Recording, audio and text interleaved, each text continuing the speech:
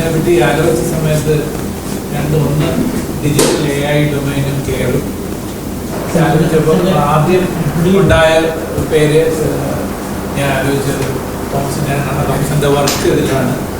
ഇപ്പോൾ തോംസനെ പറ്റി ഒരു സ്കോളർ എന്നുള്ള നിലയിൽ technology and care and also he now as a perspective as a patient also on this, he has been writing about it, so that's anybody who wants to work on this now, I think his writing is a major archive for us to go back. So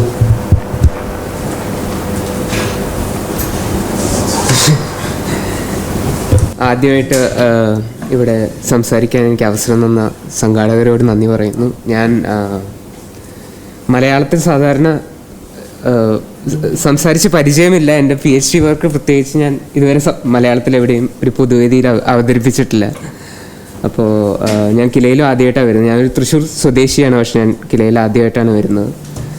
നമ്മൾ ഈ workshop ഒരു exploratory വർക്ക്ഷോപ്പായിട്ടാണ് നമ്മൾ imagine ചെയ്തിരിക്കുന്നത്. എനിക്ക് തോന്നുന്നു ആ ഒരു approach ഉപകാരപ്രദമാണ്. കാരണം ഇപ്പം എല്ലാ മേഖലയിലും എന്ന പോലെ തന്നെ പുതിയ സാങ്കേതിക യുക്തികൾ ഹെൽത്ത് കെയറിനെയും നിയന്ത്രിക്കുന്നുണ്ട്. എൻ്റെ PhD ഗവേഷണം എന്ന് പറയുന്നത് കെയർ വർക്കിനെ പറ്റിയല്ല. ഞാൻ എങ്ങനെയാണ് സോഫ്റ്റ്വെയർ സംവിധാനങ്ങളുടെ സഹായത്തോടെ മാനേജ്മെൻറ്റ് ഇന്ത്യൻ IT സെക്ടറിൽ ഓപ്പറേഷണലൈസ് ചെയ്യുന്നു എന്നാണ് ഞാൻ പഠിക്കുന്നത്. അതുകൊണ്ട് തൊഴിലിനും തൊഴിലാളികൾക്കും എന്ത് സംഭവിക്കുന്നു എന്നാണ് എൻ്റെ ഗവേഷണ വിഷയം. പക്ഷേ ഈ പറഞ്ഞ പോലെ ചില വ്യക്തിപരമായ സാഹചര്യങ്ങൾ കഴിഞ്ഞ വർഷം എന്നെ ഹെൽത്ത് കെയറിനെ പറ്റി, അതും ടെക്നോളജി ആയിട്ടുള്ള ബന്ധത്തെ പറ്റി കൂടുതൽ ആഴത്തിൽ പഠിക്കാൻ ഒരു ട്രിഗറായി. അപ്പോൾ 2025 ഏപ്രിൽ മാസം ആണ് എനിക്ക് ഒരു ലങ് ക്യാൻസർ ഡയഗ്നോസിസ് ഉണ്ടായത്. ഒരു അഡ്വാൻസ് സ്റ്റേജ് ഡയഗ്നോസിസ് ആയിരുന്നു, സ്റ്റേജ് 4 ഡയഗ്നോസിസ് ആയിരുന്നു. ഡയഗ്നോസ് ചെയ്യപ്പെട്ടപ്പോഴേക്കും ആ ക്യാൻസർ എൻ്റെ ബ്രെയിനിലേക്ക് മെറ്റാസ്റ്റസൈസ് ചെയ്തിരുന്നു. അപ്പോൾ ഞാൻ സംസാരിക്കുന്നത് ഈ കഴിഞ്ഞ വർഷം ആശുപത്രികളിൽ കുറച്ച് സമയം ചെലവഴിച്ചൊരു പേഷ്യൻറ്റിൻ്റെ പെർസ്പെക്റ്റീവിൽ നിന്നാണ്. കാരണം നമ്മൾ ഈ മെഡിക്കൽ കെയർ സിസ്റ്റത്തിൻ്റെ റിസീവിങ് എൻഡിലുള്ളപ്പോൾ നമുക്ക് അതിനെക്കുറിച്ച് ഒരുപാട് ഇൻസൈറ്റ്സ് നമുക്ക് കിട്ടും. അത് എനിക്ക് തോന്നുന്നു ഒരു ആക്കഡമിക്കോ ഒരു ആക്ടിവിസ്റ്റോ ഒരു ഹെൽത്ത് കെയർ വർക്കറോ കിട്ടുന്ന ഇൻസൈറ്റ്സിൽ നിന്ന് വളരെ വ്യത്യസ്തമായിരിക്കും. ഈ ഒരു ടെർമിനൽ ഇൽനെസ് ഡയഗ്നോസിസ് എന്ന് പറയുന്നത് ഒരു തരത്തിലൊരു മൊമെൻ്റ് ഓഫ് റപ്ചറാണ്. അത് നമ്മുടെ ജീവിതത്തിൻ്റെ കടിഞ്ഞാൻ നമ്മുടെ കയ്യിൽ നിന്ന് പല എക്സ്പേർട്സിൻ്റെ കയ്യിലേക്ക് കൈമാറപ്പെടുന്ന ഒരു നിമിഷമാണ് ഈ ടെർമിനൽ ഡയഗ്നോസിസ്. അപ്പോൾ എൻ്റെ കേസിൽ ഈ രോഗനിർണയം, അതായത് ഡയഗ്നോസിസ് കറക്റ്റായി വരാൻ തന്നെ ഏതാണ്ട് 1 വർഷം എടുത്തു. എനിക്കതിൻ്റെ സിംറ്റംസ് അതിന് തൊട്ട് മുമ്പേ തുടങ്ങിയിരുന്നു. ഇപ്പോൾ പ്രൊഫസർ സനലിനും അനത്തുവിനൊക്കെ അറിയാം, ഞാൻ ഡൽഹിയിലായിരുന്നപ്പോൾ തന്നെ ഞാൻ ആ സിനോപ്സിസ് പ്രസൻറ്റേഷൻ തരുന്ന സമയത്ത് തന്നെ എൻ്റെ ശബ്ദം വളരെ വീക്കായിരുന്നു.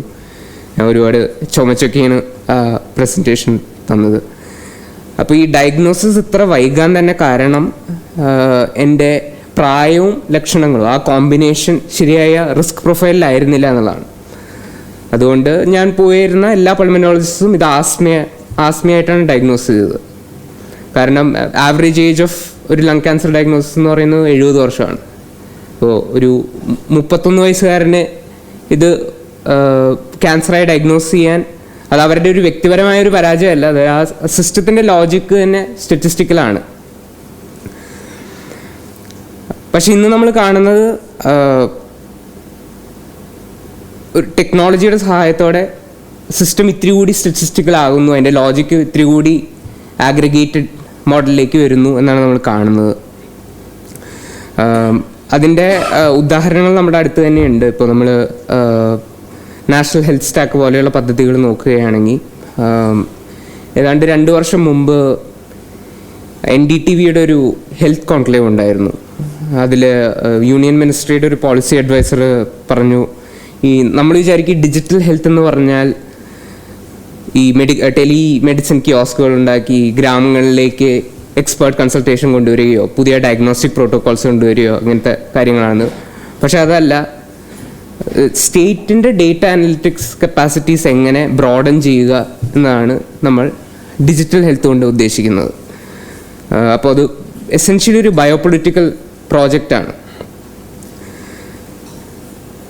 അപ്പോൾ അദ്ദേഹം പറയേണ്ട ഈ നമ്മൾ ഈ ആശാ വർക്കേഴ്സിനെ നമ്മൾ ഐഷ വർക്കേഴ്സ് ആക്കാൻ പോവുകയാണ്, AI ബാക്ക്ഡ് വർക്കേഴ്സ് ആക്കാൻ പോവുകയാണ്. കാരണം എസെൻഷ്യലി അവരുടെ ജോലി ഡേറ്റ വർക്കാണ്. അവരുടെ ജോലി ഇൻഫർമേഷൻ പ്രൈമറി ലെവലിൽ നിന്ന് കളക്ട് ചെയ്ത് അത് വെച്ച് പോപ്പുലേഷൻ ലെവൽ റിസ്ക് മാനേജ് ചെയ്യുകയാണ് നമ്മൾ ഡിജിറ്റൽ ഹെൽത്ത് കൊണ്ട് ചെയ്യുന്നത്. അതുകൊണ്ട് നമുക്ക് ഒരു ആശാ വർക്കേഴ്സിന് പകരം ഒരു AI ബാക്ക്ഡ് ചാറ്റ് ബോട്ട് വെച്ച് നമുക്ക് മോർ എഫക്റ്റീവ്ലി ഈ വിവരങ്ങൾ ശേഖരിക്കാം എന്നാണ് അദ്ദേഹം പറഞ്ഞത്. അപ്പോൾ ഈ കെയർ വർക്കിനെ തന്നെ ഈ നാഷണൽ ഹെൽത്ത് സ്റ്റാക്ക്, ഈ കമ്പ്യൂട്ടിംഗ് സ്റ്റാക്കിലെ ഒരു പാളിയായിട്ട് കാണാൻ തുടങ്ങിയത് ഒരു പ്രത്യേകതരം ഒരു സാങ്കേതിക യുക്തിയാണെന്ന് അതിൽ ഓപ്പറേഷണലൈസ് ചെയ്യപ്പെടുന്നു. ഈ സാങ്കേതിക യുക്തിയുടെ പ്രശ്നങ്ങൾ നമുക്ക് ഈ അടുത്ത് നടന്ന ചില സംഭവങ്ങളിൽ കാണാം. ഈ അടുത്ത് മധ്യപ്രദേശിൽ അവർ ഈ ഒരു വാട്ടർ കൺസർവേഷൻ പ്രോജക്റ്റ്, അതിൻ്റെ എഫിക്കസി മെഷർ ചെയ്യുന്നത് ഓരോ പഞ്ചായത്തിൽ നിന്നും നടന്ന പ്രൊജക്റ്റുകളുടെ ഫോട്ടോ എടുത്ത് അവരുടെ ഒരു സെൻട്രലൈസ് റെപ്പോസിറ്ററിയിലേക്ക് അപ്ലോഡ് ചെയ്യുന്ന ഒരു ഇതിലൂടെയായിരുന്നു. അതിന് 2 IASകാർക്ക് ഒരു ഡിസ്ട്രിക്റ്റിലെ IASകാർക്ക് ഒരു അവാർഡ് കിട്ടി. പിന്നീട് അവർ ഇൻവെസ്റ്റിഗേറ്റ് ചെയ്തപ്പോൾ മനസ്സിലായി ഈ ഇമേജസ് എല്ലാം AI ജനറേറ്റഡ് ആണ്. ഇതെല്ലാം അതിൽ നോക്കിയപ്പോൾ അതിൻ്റെ AI സോഫ്റ്റ്വെയറിൻ്റെ വാട്ടർമാർക്ക് പല ഇമേജസിലും ഉണ്ട്. അപ്പോൾ ഈ ടെക്നോളജി ബാക്ക്ഡ് ഓഡിറ്റ് കൾച്ചർ ഉണ്ടാകുന്ന ചില പ്രശ്നങ്ങളാണ് നമ്മൾ ഈ ഗവേണൻസിലും കാണുന്നത്. അത് എൻ്റെ ഗവേഷണത്തിൽ ഞാനത് ഒരുപാട് കണ്ടിട്ടുണ്ട് ഈ IT മേഖലയിൽ തന്നെ. ഇപ്പോൾ നമ്മൾ ഈ IT മേഖലയിലേക്ക് വരികയാണെങ്കിൽ അത് നിലനിൽക്കുന്നത് തന്നെ ഒരു ലേബർ ആർബിട്രാജ് മോഡലിലാണ്. അതായത് ഇപ്പോൾ ഇന്ത്യയിലിരുന്ന് ഹൈദരാബാദോ ബാംഗ്ലൂരോ ഉള്ള IT കമ്പനികളിലിരുന്ന് ജീവനക്കാർ ജോലി ചെയ്യുന്നു, അവർക്ക് കുറഞ്ഞ വേതനം കൊടുക്കുന്നു. ആ വേതനവും പുറത്തുള്ള വേതനവും തമ്മിലുള്ള വ്യത്യാസത്തിലുള്ള പ്രോഫിറ്റിലൂടെയാണ് IT കമ്പനികൾ സർവൈവ് ചെയ്യുന്നത്. അപ്പോൾ അവിടെ IT മേഖലയിലേക്ക് ഹയർ ചെയ്യപ്പെടുന്ന ജീവനക്കാരുടെ ക്വാളിറ്റിയെക്കുറിച്ച് വലിയ രീതിയിലുള്ള ആങ്സൈറ്റി ഈ കമ്പനികൾക്കുണ്ട്. അപ്പോൾ അത് പരിഹരിക്കാൻ അവർ ഉപയോഗിക്കുന്നത് ഇപ്പം നാസ്കോം എന്ന് പറയുന്നത് ഈ IT കമ്പനികളുടെ ഒരു കൺസോർഷ്യമാണ് നാസ്കോം മെയിൻറ്റെയിൻ ചെയ്യുന്ന ഒരു skill registry, national skill registry എന്ന് പറയുന്ന ഒരു സിസ്റ്റം അവർ മെയിൻറ്റെയിൻ ചെയ്യുന്നുണ്ട്. അപ്പോൾ അത് ചെയ്യുന്നതെന്ന് പറഞ്ഞാൽ APIകൾ ഉപയോഗിച്ച് പല തരത്തിലുള്ള ഡിജിറ്റൽ പബ്ലിക് ഇൻഫ്രാസ്ട്രക്ചറിലുള്ള പലതരത്തിലുള്ള ഇൻഫർമേഷൻ അതിലേക്ക് വലിച്ചെടുക്കാൻ കഴിയും. അതിൽ നിന്ന് ഒരു സർവൈലൻസ് കപ്പാസിറ്റി ബിൽഡ് ചെയ്യുകയാണ് നാഷണൽ സ്കിൽ രജിസ്ട്രി വഴി ചെയ്യുന്നത്. അപ്പോൾ ഞാൻ സംസാരിച്ച ഒരുപാട് IT ജീവനക്കാർ പറഞ്ഞു അവരെ ബ്ലാക്ക് ലിസ്റ്റ് ചെയ്യപ്പെട്ടു NSRൽ. അതായത് അവർ പാരലായിട്ട് 2 കമ്പനികളിൽ വർക്ക് ചെയ്യുന്നുണ്ടോ എന്ന് ഈ NSR വഴി അവരുടെ PF ഡേറ്റ ഉപയോഗിച്ച് അവർക്ക് കണ്ടുപിടിക്കാൻ സാധിക്കും. അപ്പോൾ അങ്ങനെയുള്ള മെക്കാനിസംസ് ഉപയോഗിച്ചാണ് ഇവർ ഒരു സർവൈലൻസ് കപ്പാസിറ്റി ബിൽഡ് ചെയ്യുന്നത്. എന്നാൽ ഇതിൽ ഇൻട്രസ്റ്റിംഗ് ആയ കാര്യം എന്ന് പറഞ്ഞു കഴിഞ്ഞാൽ നമ്മൾ ഇപ്പോൾ NSRൻ്റെ വെബ്സൈറ്റിൽ പോയി നോക്കുകയാണെങ്കിൽ അതിൽ ഒരു ലിസ്റ്റ് ഓഫ് റൈറ്റ്സ് അവർ എംപ്ലോയീസിന് കൊടുക്കുന്നുണ്ട്. അതിൽ ഒരു റൈറ്റ് എന്ന് പറയുന്നത് റൈറ്റ് ടു ഡിക്ലെയർ ഇൻഫർമേഷനാണ്. അതായത് നിങ്ങളുടെ വിവരം നിങ്ങൾ കമ്പനികൾക്ക് കൈമാറുന്ന ഒരു അവകാശമായിട്ടാണ് അവർ അതിൽ പോർട്രേ ചെയ്യുന്നത്. അപ്പോൾ ഇത്രയും സങ്കീർണമായ പ്രക്രിയകളിലൂടെ നിയമിക്കപ്പെടുന്ന IT ജീവനക്കാരെ പിന്നെ അവർ തള്ളിവിടുന്നത് വളരെ പ്രിമിറ്റീവായിട്ടുള്ള പെർഫോമൻസ് ഇവാലുവേഷൻ മെക്കാനിസത്തിലൂടെ. അതിലൂടെയാണ് അവരുടെ പെർഫോമൻസ് അസസ് ചെയ്യുന്നത്. അപ്പോൾ എൻ്റെ PhD വർക്ക് സ്പെസിഫിക്കലി നോക്കിയിരുന്നത് ഇങ്ങനത്തെ സിസ്റ്റംസ് എങ്ങനെയാണ് IT മേഖലയിൽ പ്രവർത്തിക്കുന്നത് എന്നാണ്. ഇപ്പോൾ നിങ്ങൾക്ക് എത്ര പേർക്ക് ഈ മൗസ് ജിഗ്ലർ എന്താണെന്ന് അറിയുമെന്നറിയില്ല. മൗസ് ജിഗ്ലർ എന്ന് പറഞ്ഞാൽ നിങ്ങൾക്ക് ആമസോണിൽ പോയാൽ വാങ്ങാൻ പറ്റുന്നൊരു വളരെ സിമ്പിളായിട്ടുള്ളൊരു ഹാർഡ്വെയർ ഡിവൈസാണ്. അപ്പോൾ അതിൻ്റെ ഉപയോഗം എന്ന് പറഞ്ഞു കഴിഞ്ഞാൽ നിങ്ങളുടെ മൗസ് പോയിൻ്ററിനെ അതിങ്ങനെ അനക്കിക്കൊണ്ടിരിക്കും. അത് ഒരുപാട് IT ജീവനക്കാർ ഉപയോഗിക്കുന്നുണ്ട്. കാരണം അവരുടെ പെർഫോമൻസ് അളക്കുന്ന എത്ര സമയം അവരുടെ കമ്പ്യൂട്ടറിന് മുന്നിലിരിക്കുന്നു എന്നുള്ളതാണ്. അവർക്ക് ഇത്ര സമയം ഇരുന്നില്ലെങ്കിൽ അത് ഐഡിൽ ടൈമായിട്ട് ലോഗ് ചെയ്യും. അതിൻ്റെ ബേസിസിൽ അവർക്ക് അവരുടെ പെർഫോമൻസിൽ കട്ട്സ് വരും. അതുകൊണ്ട് വളരെ സിമ്പിളായിട്ടുള്ളൊരു വർക്ക് അറൗണ്ടാണ് ഈ മൗസ് ജിഗ്ലർ എന്ന് പറയുന്നത്.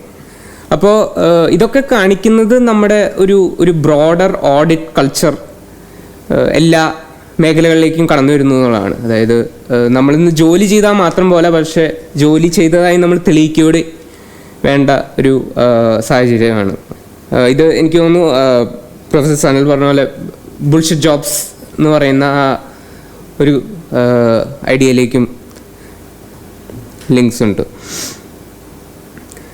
അപ്പോൾ നമ്മൾ വിചാരിക്കും എന്തുകൊണ്ടാണ് ഇത്രയും സൊഫിസ്റ്റിക്കേറ്റഡായ IT കമ്പനികൾ അല്ലേ, ഇത്രയധികം റിസോഴ്സസും ഇത്രയധികം ടെക്നോളജിക്കൽ പ്രോസസ്സും ഉള്ള IT കമ്പനികൾ എന്തുകൊണ്ടാണ് ഇത്രയും പ്രിമിറ്റീവായ സിസ്റ്റം ഉപയോഗിച്ച് ജീവനക്കാരെ വിലയിരുത്തുന്നത്?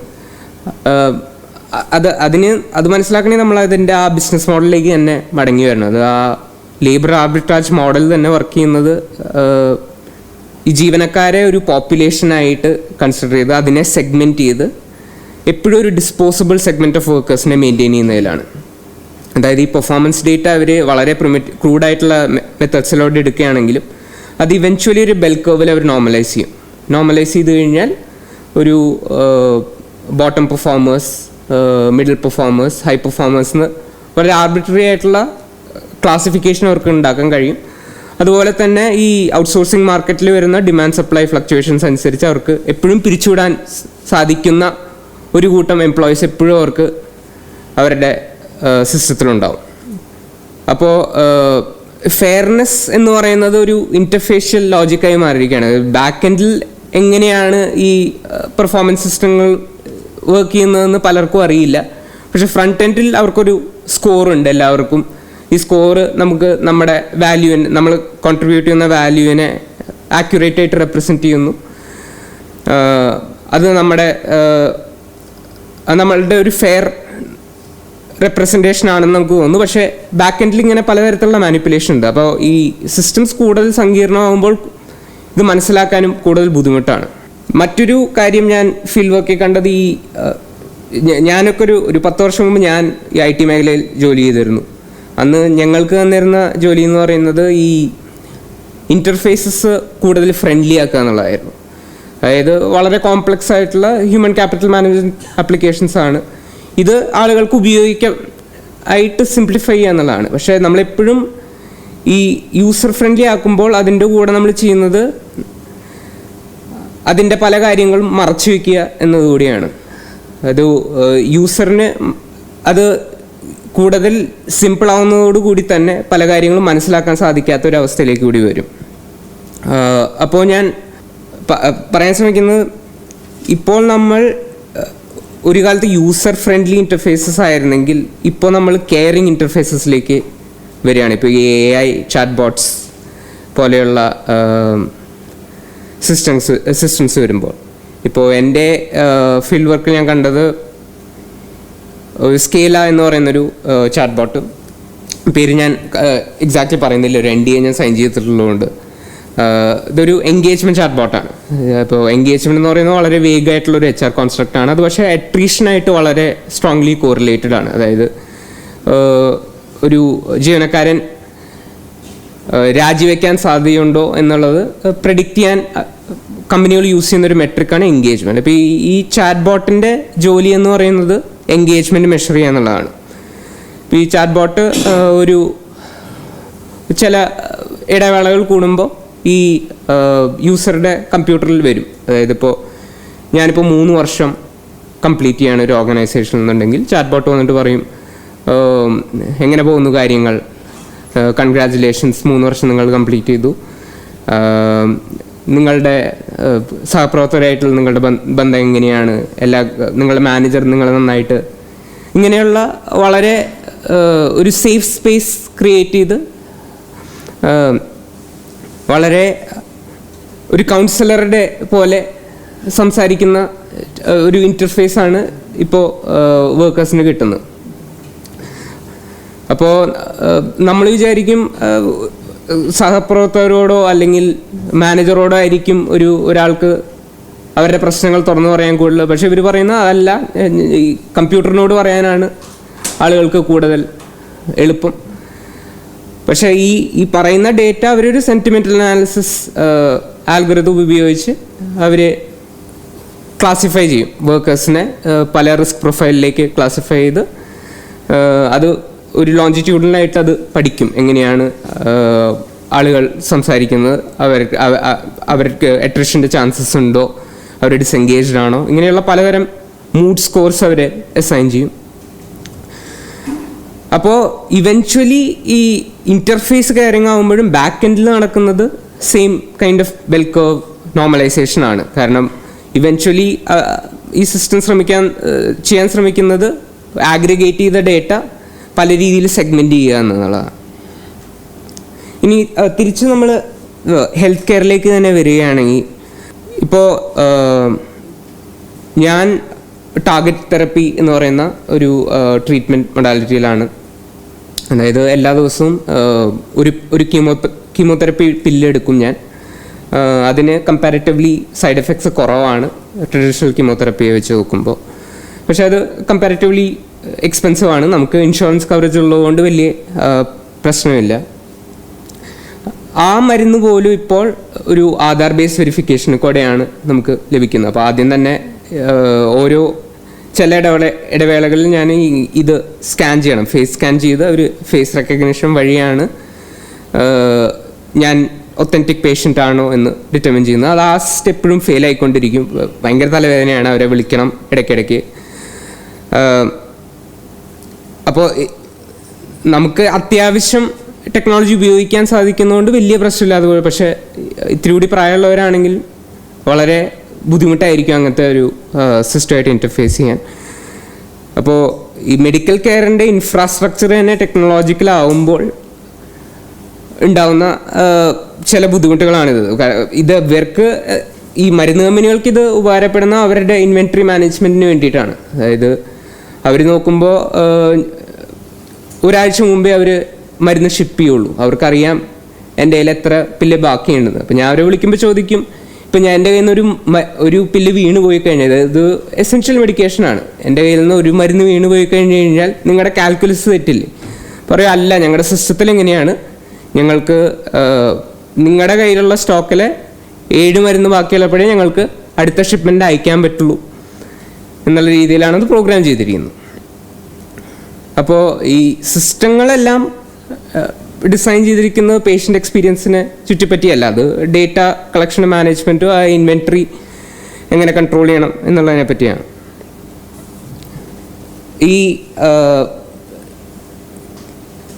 ഈ കെയർ വ്യവസ്ഥയായിട്ട് നമ്മൾ ഇടപെടുമ്പോൾ വേറെ ഒരു ഇമ്പോർട്ടൻറ്റ് ഫാക്ടർ എന്ന് പറയുന്നത് ഈ നമ്പേഴ്സാണ്. ഇപ്പം ഞാനുള്ള ഈ ടാർഗറ്റഡ് തെറപ്പിയുടെ ഏറ്റവും വലിയ അഡ്വാൻറ്റേജ് എന്ന് പറയുന്നത് അത് ഈ ലോങ് ടേം സ്റ്റാറ്റിസ്റ്റിക്സ് ആയിട്ട് മാരീഡ് അല്ല ഇതുവരെ. കാരണം ആ മരുന്ന് വന്നിട്ട് ഇത്ര കാലേ ആയുള്ളൂ. അതുകൊണ്ട് നമ്മൾ 10 വർഷത്തിൽ ജീവിച്ചിരിക്കുക എന്നുള്ളത് മരുന്ന് കമ്പനിക്ക് അവകാശപ്പെടാൻ പറ്റില്ല ഇപ്പോൾ.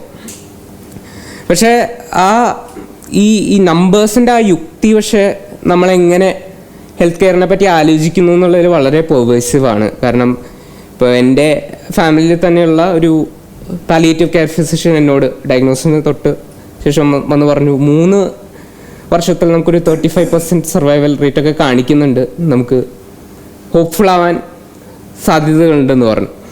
അപ്പോൾ കെയറിൻ്റെ ആ വൊക്കാബുലറി പോലും നമ്പേഴ്സിലൂടെയാണ്. അപ്പോൾ നിങ്ങളാരെങ്കിലും പാലിയേറ്റീവ് കെയർ ഫിസിഷ്യൻസ് ആണെങ്കിൽ ദയവായിട്ട് നമ്പേഴ്സിലൂടെ എനിക്ക് തോന്നുന്നു ഹോപ്പ് കൊടുക്കാൻ ശ്രമിക്കരുത്. അത് ഒരു സ്പേസ് ഓഫ് ആംബിഗ്വിറ്റിയാണ് അതിൽ ഏറ്റവും ഹോപ്പ്ഫുള്ളായിട്ടുള്ള കാര്യം ശരിക്കും പറഞ്ഞാൽ. വേറൊരു ഇൻസിഡൻറ്റ് ഓർമ്മയിൽ വരുന്നത്, ഞാൻ കൊച്ചിയിലുള്ളൊരു വലിയ പ്രൈവറ്റ് ആശുപത്രിയിലായിരുന്നു ആദ്യം ചികിത്സ തേടിയത്. അവിടെ ആദ്യത്തെ കീമോതെറപ്പിക്ക് ശേഷം ഞാൻ വീട്ടിൽ പോയപ്പോൾ എനിക്ക് സീഷേഴ്സ് ഉണ്ടായി. തിരിച്ച് അവർ ICUയിൽ അഡ്മിറ്റ് ചെയ്തു.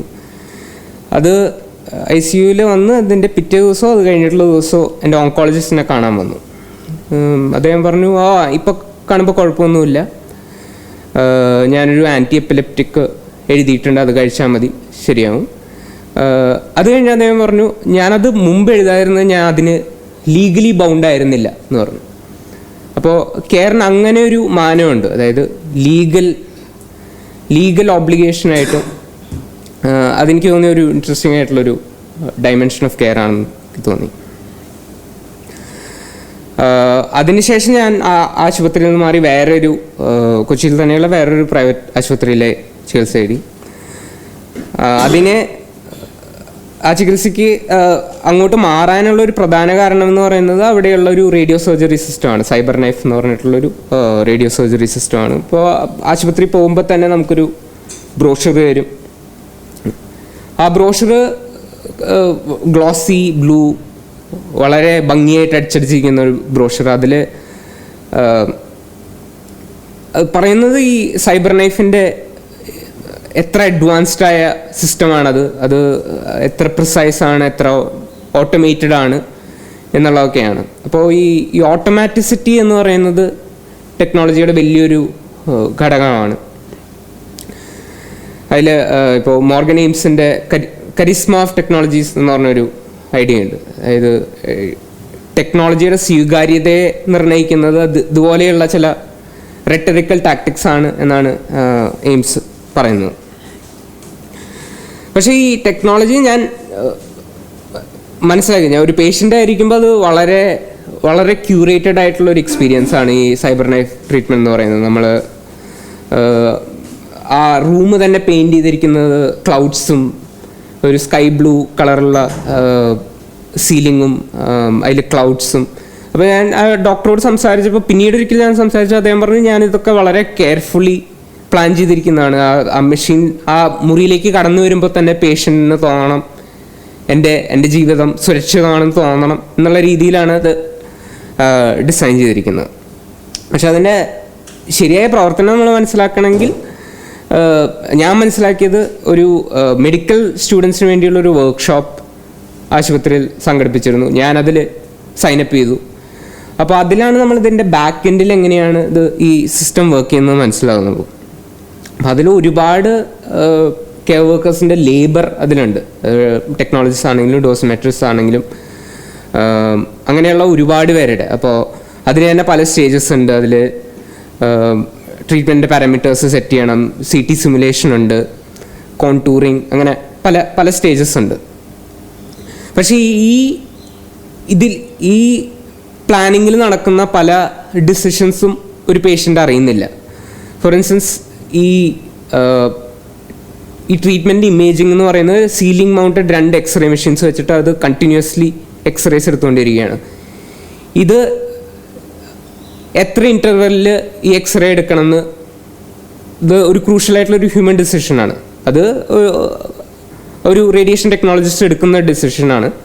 പക്ഷെ ആ ഡിസിഷൻ നമ്മളൊരു ഹ്യൂമൻ ഡിസിഷനെ കാണുന്നത്, നമ്മളൊരു മെഷീൻ ചെയ്യുന്ന ഒരു ഓട്ടോമാറ്റിക് ഒരു ഇതായിട്ട് മാത്രമേ അതിനെ കാണുന്നുള്ളൂ. അപ്പോൾ ആ സ്പെക്ടക്കിൾ ഓഫ് ദ മെഷീൻ എന്ന് പറയുന്നത് ചില ഡിസിഷൻസിനെ സെറ്റിൽ ചെയ്യാണ് നമുക്ക് വേണ്ടിയിട്ട്.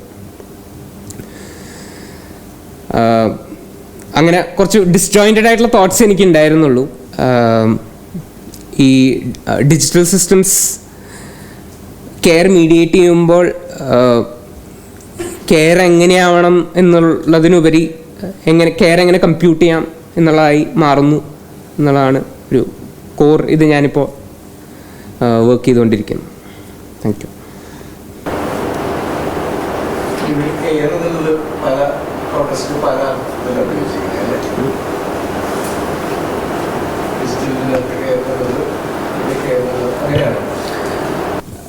അതായത് ഇപ്പോൾ അതെ, ഇപ്പോൾ ലേബറിൻ്റെ കോണ്ടെക്സ്റ്റിൽ ഇപ്പോൾ കെയർ എന്ന് പറയുന്നത് ഈ ചാറ്റ് ബോട്ട് നിങ്ങളുടെ ഇമോഷൻസിന് വേണ്ടി കെയർ ചെയ്യുന്നു, അല്ലെങ്കിൽ നിങ്ങളുടെ പ്രശ്നങ്ങൾ പരിഹരിക്കുന്നു.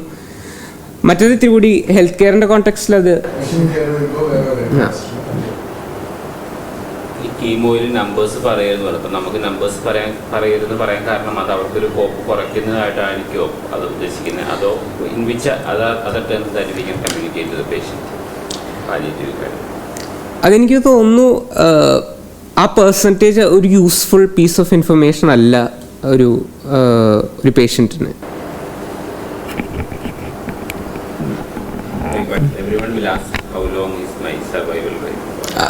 I think the best answer is I don't know, and I think that is the honest answer as well.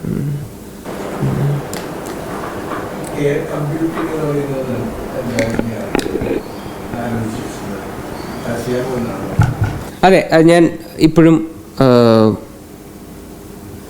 ചിന്തിച്ചുകൊണ്ടിരിക്കുന്നൊരു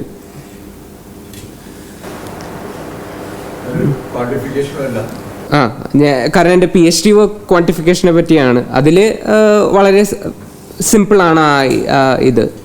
കാരണം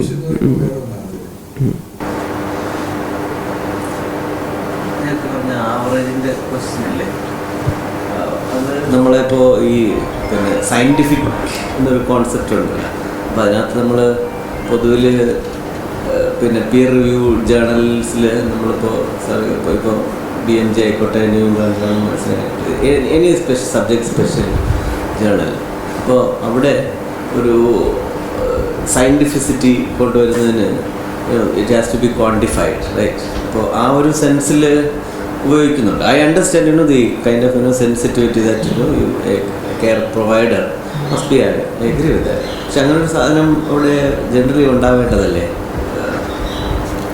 അതെ, ഞാൻ വേറൊരു എക്സാമ്പിൾ പറയാം. ഞാൻ കഴിഞ്ഞ ദിവസം പറഞ്ഞിരുന്നു, അതായത് ഇപ്പോൾ ഞാൻ പോകുന്ന ഹോസ്പിറ്റലിൽ അവരൊരു ലോഞ്ചിറ്റ്യൂണൽ സ്റ്റഡി നടത്തുന്നുണ്ട്. അതായത് ഈ സൈബർ നൈഫ് ട്രീറ്റ്മെൻറ്റ് എഫിക്കസി പഠിക്കാൻ വേണ്ടിയിട്ടാണ്. അതിലവർ ചെയ്യുന്നത് എന്താണെന്ന് വെച്ച് കഴിഞ്ഞ് കഴിഞ്ഞാൽ ഇത്ര പെർസെൻറ്റേജ് സർവൈവൽ അവർ എസ്റ്റിമേറ്റ് ചെയ്യുന്ന പേഷ്യൻസിന് മാത്രമേ അവർ സൈബർ നൈഫ് കൊടുക്കുന്നുള്ളൂ. സൈബർ നൈഫ് അല്ലെങ്കിലും എഫക്റ്റീവ് ആവാം, പക്ഷേ അവർ കാരണം ആ ഡോക്ടർ പറയുന്നത് സൈബർ നൈഫ് എന്ന് പറയുന്ന മെഷീൻ്റെ കോസ്റ്റ് ജസ്റ്റിഫൈ ചെയ്യണമെങ്കിൽ അതിന് ഒരു സർട്ടൺ സർവൈവൽ റേറ്റ് വേണം. അത് മാനിപ്പുലേറ്റ് ചെയ്യുന്നത് ഗേറ്റ് കീപ്പിങ്ങിലൂടെയാണ്.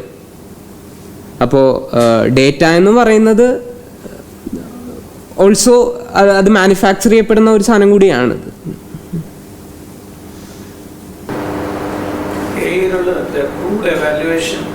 പെർഫോമൻസ് എവാലുവേഷനെ പറ്റി പറഞ്ഞില്ലേ, ഇതൊരു അതൊരു പ്രത്യേക പൊള്ളാരിറ്റിയാണ്. നാരായണമൂർത്തി IIT-യിൽ ഒരുപാട് അവർക്ക് ക്യാമ്പസ് ഇൻ്റർവ്യൂസ് ഉണ്ട്. അപ്പോൾ IIT ചോദിച്ചു നാരായണമൂർത്തിയെ എടുത്ത് നമ്മുടെ ഒരു BTech സ്റ്റുഡൻറ്റിൽ നിന്ന് what are the qualities you expect. അപ്പോൾ നാരായണമൂർത്തി പറഞ്ഞത് ബേസിക് ഫെമിലിയാരിറ്റി വിത്ത് കീബോർഡ് എന്നാണ്. അതായത് ഇത്രയും വലിയൊരു അഡ്വാൻസ്ഡ് കമ്പ്യൂട്ടർ സാധനം ഇന്ത്യയിലെ ഏറ്റവും പ്രീമിയർ ഇൻസ്റ്റിറ്റ്യൂഷനിൽ നിന്ന് എക്സ്പെക്റ്റ് ചെയ്യുന്നത് വളരെ ക്രൂഡായ ഒരു കോമ്പറ്റൻസ് ആണ്. അത് ആർക്കും പറ്റുന്ന ഒരു കോമ്പറ്റൻസ്. അപ്പോൾ ഈ AI ഒരു സമയത്ത് നമ്മുടെ ഹ്യൂമൻ ഇൻ്റലിജൻസിനെ ഓഗ്മെൻറ്റ് ചെയ്യുമ്പോഴും it's necessarily demands natural stupidity. അതായത് ഈ ഡീഗ്രഡേഷൻ ഓഫ് വർക്ക്, അതായത് വർക്കിനെ മാറ്റുകയല്ല. ഈ നേരത്തെ ആ എക്സ്ക്ലൂഡ് ചെയ്യുമെന്ന് പറഞ്ഞ ഡിസ്പോസിബിൾ പോപ്പുലേഷൻ പറഞ്ഞ പോലെ there has to be a cruder form of labour. അപ്പോൾ അതിൽ നമ്മൾക്ക് എങ്ങനെ ഇൻ്റർവീൻ ചെയ്യാൻ പറ്റും? അപ്പോൾ ഒരു എന്ന് പറഞ്ഞാൽ നമ്മൾക്ക് AI വന്ന ഒരുപാട് ജോലി പോകുന്നു, so you accept it, right? Or you oppose it by saying that ഇത് അൺഎംപ്ലോയ്മെൻറ്റ് ഉണ്ടാക്കുന്നതുകൊണ്ട് we can't have AI in all the fields. But other thing is that can we think about that intervention. കാരണം കുറേ AI വരുമ്പോൾ കുറേ ജോലികൾ ഇല്ലാതാവും. പക്ഷെ നമുക്കതിനകത്തൊരു ഈ ഡിസ്പോസിബിൾ പോപ്പുലേഷൻ്റെ ഒരു പൊളിറ്റിക്സ് പറ്റുമോ? ഇപ്പോൾ IIT-യിൽ ഇപ്പോൾ നടന്ന ഒരു കാര്യം, ഇവർ ഈ നമ്മുടെ ഗിഗ് വർക്കേഴ്സ് ഉണ്ടല്ലോ, ഈ സ്വിഗ്ഗിയൊക്കെ, അപ്പോൾ അവർക്ക് ഉപയോഗിക്കാൻ പറ്റിയ ഒരു സോഫ്റ്റ്വെയർ ഡെവലപ്പ് ചെയ്യാം. അതായത് അവർക്ക് ഇതിൻ്റെ കോള് കിട്ടിക്കഴിയുമ്പോൾ they can within themselves they can manage another distribution system who is closer to the call, you go there, give the other call back to them. അതൊരു തരത്തിൽ ചെയ്യാൻ പറ്റുന്ന അപ്പോൾ ഈ ആശാ വർക്കേഴ്സിനെ നമ്മളിപ്പോൾ ആശാ വർക്കേഴ്സ് ആക്കുകയാണെങ്കിൽ is there any way we can think about, okay, what is this disposable crude proletariat, kind of degraded workers? Is there a politics of them? I don't know whether. കാരണം ഈ ഒരു സ്വിഗാറ്റോ എന്ന് പറഞ്ഞ സിനിമ വന്നല്ലോ, ഈ Swiggy വർക്കേഴ്സിൻ്റെ Covid സമയത്ത്. അപ്പോൾ അതിനകത്ത് ഈ സ്വിഗ്ഗി വർക്കേഴ്സിനൊരു വാട്സാപ്പ് ഗ്രൂപ്പുണ്ട്. അപ്പോൾ ഈ സ്വിഗ്ഗി ഇവർക്ക് ഓരോ സമയത്തും സ്വിഗ്ഗി നോട്ടിഫിക്കേഷൻസും മെസ്സേജസും അയച്ചുകൊണ്ടിരിക്കും. പക്ഷേ ഇവർ പറയാം അതൊന്നും ചെയ്യേണ്ട കാര്യമില്ല, നമ്മുടെ വർക്കേഴ്സ് വാട്സാപ്പ് ഗ്രൂപ്പ് ഇതിനകത്തോട് ഒരുപാട് ഇവർ എക്സ്ചേഞ്ച് ചെയ്യുകയും ഏറ്റവും കൂടുതൽ ഓർഡർ വരുന്ന റെസ്റ്റോറൻറ്റുകളെ പറ്റി ഇവർ വേഗം അറിയിക്കും. അപ്പോൾ അവരുടെ വണ്ടി അടുത്ത് കൊണ്ട് പാർക്ക് ചെയ്യും. So they get more orders. Is there any effort to do a politics of this size? എനിക്ക് തോന്നുന്നു വാഗീഷിൻ്റെ വർക്കിൽ അങ്ങനെ കുറച്ച് ഇൻ്റർവെൻഷൻസിനെ കുറിച്ച്, കാരണം അവർ അങ്ങനെ ഒരു ഇൻഫ്രാസ്ട്രക്ചറൽ കോമ്പിറ്റൻസ് അവർ ബിൽഡ് ചെയ്തിട്ടുണ്ട്. അതായത് ഇത്ര ഓർഡർ പെനാൽറ്റി ഇല്ലാതെ ക്യാൻസൽ ചെയ്യാൻ പറ്റും എന്ന് അവർക്കറിയാം, ഇത്ര ഓർഡർ അവർക്ക് തന്നെ എടുക്കാം എന്നവർക്കറിയാം. അപ്പം അങ്ങനെയുള്ള ഇൻ്റർവെൻഷൻസ് ഉണ്ട്. അത് പക്ഷേ വാഗീഷിൻ്റെ പോയിന്റ് എന്ന് പറയുന്നത് അത് ആറ്റമൈസ്ഡ് ആയിട്ടുള്ള ഒരു ഇതാണ്, ഒരു കളക്റ്റീവായിട്ടുള്ള അങ്ങനെ ഒരു മൊബിലൈസേഷൻ ഇല്ല എന്നാണ്.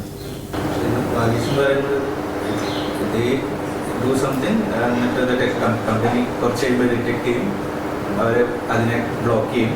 അപ്പോൾ ഇവർ വേറൊരു ജുഗാദ് കണ്ടുപിടിക്കും. It's a constant negotiation. WhatsApp ഗ്രൂപ്പിലൊരു ജുഗാദ് എടുക്കും, അവർ ആഫ്റ്റർ മന്ത് അത് ബ്ലോക്ക് ചെയ്യുന്നു. ബട്ട് അത് തന്നെ then doesn't lead to a concrete large mobilising ഉണ്ടാവുന്നില്ല. ഇങ്ങനെ മൈക്രോ റെസിസ്റ്റൻസുകളായിട്ട് മാനേജ് ചെയ്തു. They are also okay with അതാത് സമയത്ത് അത് തടയും അല്ലേ? അവരില്ല, അവര് കമ്പനീസ് ആർ ഓക്കെ. അവർ കുറച്ചാൾ the workers have their moment of expression. എന്നിട്ട് ഇങ്ങനെ I think that's a broader thing Vagish പറയുന്നത്. ഇപ്പോൾ ഒരു തരത്തിൽ വർക്കേഴ്സ് അവരുടെ റൈറ്റ് ആയിട്ട് കാണുന്നുണ്ട്. റെബല്യൻ ഈസ് മൂൺ ലൈറ്റിംഗ്. That is you work for one firm at the same time you try to explore. അപ്പോഴാണ് അത് ഇതുപോലത്തെ ചാറ്റ് ബോട്ട് ഉപയോഗിച്ച് they counter that. Okay, we can predict your likelihood of you leaving the organization. അതൊരു തെറ്റാണ് വാസ്തവത്തിൽ. Expanding from my friends question, നമ്മൾ നേരത്തെ സൂചിപ്പിച്ച സെയിം ഇഷ്യൂ തന്നെയാണ്, കുറച്ചൊന്ന് ക്ലാരിറ്റിക്ക് വേണ്ടി കൂടെയാണ്. അതായത് പിന്നെ numbers again being quantitative and average, ചില വേരിയബിളുകൾ ഇപ്പോൾ നേരത്തെ പറഞ്ഞില്ലേ ഈ എത്ര കാലം ആ പറ്റൊരു ക്വസ്റ്റ്യൻ അതൊരു മാക്രോ പിക്ചറിൽ നമുക്കുണ്ടായിരുന്നു. ഫോർ എക്സാമ്പിൾ കേരളത്തിൽ average life expectancy for men 75 എന്ന് വെച്ചോളൂ. പക്ഷേ that's a macro figure. But that doesn't mean I will live up to 75 അല്ലേ? അപ്പോൾ അതുകൊണ്ട് തന്നെ ഈ മാക്രോ എന്നൊരു കോൺഫ്ലിക്റ്റ് അല്ലേ? അതുകൊണ്ട് തന്നെ ആ പറ്റൊരു കാര്യം കുറച്ചുകൂടെ സാഹചര്യത്തിൻ്റെ അടിസ്ഥാനത്തിൽ പരിശോധിക്കുക എന്നുള്ളത് മാത്രമല്ലേ അവിടെ ഉള്ളൂ. അതല്ലാതെ മറ്റേ മാക്രോ പിക്ചറിനെ ഒരിക്കലും നെഗേറ്റ് ചെയ്യുന്നൊരു അല്ല. ഞാൻ പറയുന്നത് ഈ ഒരു ഹെൽത്ത് കെയർ കോണ്ടെക്സ്റ്റിൽ ഒരു കെയർ വർക്കർ കമ്മ്യൂണിക്കേറ്റ് ചെയ്യുന്ന രീതിയെക്കുറിച്ച് ഞാൻ പറഞ്ഞു. ഒരു പേഷ്യൻ്റെ പെർസ്പെക്റ്റീവ് എന്നാണ് ഞാൻ പറയുന്നത്. അങ്ങനെ ആ piece of information is not helpful to a patient in any way. I think that number question also we can open it. That's what I be confusing numbers with quantification. The statistics, I find it a totally qualitative information. So even if you accumulate as a probability theory, then it's a very, but in economics or psychology, ഒരുപാട് പേര് statistics കൊണ്ട് they think that it's some solid evidence. It's actually not. It's actually a pretty inferior form of evidence. Number ഉള്ളതുകൊണ്ട് നമുക്ക് അങ്ങനെ, പക്ഷെ അവിടെ number ഭാഷ പോലെ തന്നെ നമ്പറും വളരെ ഇമ്പോർട്ടൻ്റ് ആയിരിക്കും. പക്ഷെ അത് നമ്മൾ അങ്ങനെയാണ് നമ്മൾ അതിനെപ്പറ്റി അറിയുന്നത്. സയൻറ്റിഫിസിറ്റിക്ക് വേണ്ടി നമ്മൾ we have to retain same numbers. പക്ഷെ മെനി സയൻറ്റിഫിക് ഡിസ്കോഴ്സസ് ഇപ്പോൾ നമ്പറെ ഉപയോഗിക്കാതെ മാത്തമാറ്റിക്സ് ഫീൽഡ്സ് ഉണ്ടല്ലോ, അവരൊക്കെ വളരെ റൂട്ടഡ് ഇൻട്രസ്റ്റ് ആണ്. അപ്പോൾ അതുകൊണ്ട് നമ്മൾ അതേസമയം നമുക്ക് നമ്പർ ഇല്ലാതെ ജീവിക്കാനും പറ്റില്ല. എന്നാൽ ഈ തോമസ് പറഞ്ഞ care context, if you give them, okay, you have the chances of survival. So there seems to be some issue. എങ്ങനെയാണ് കാണുന്നത്?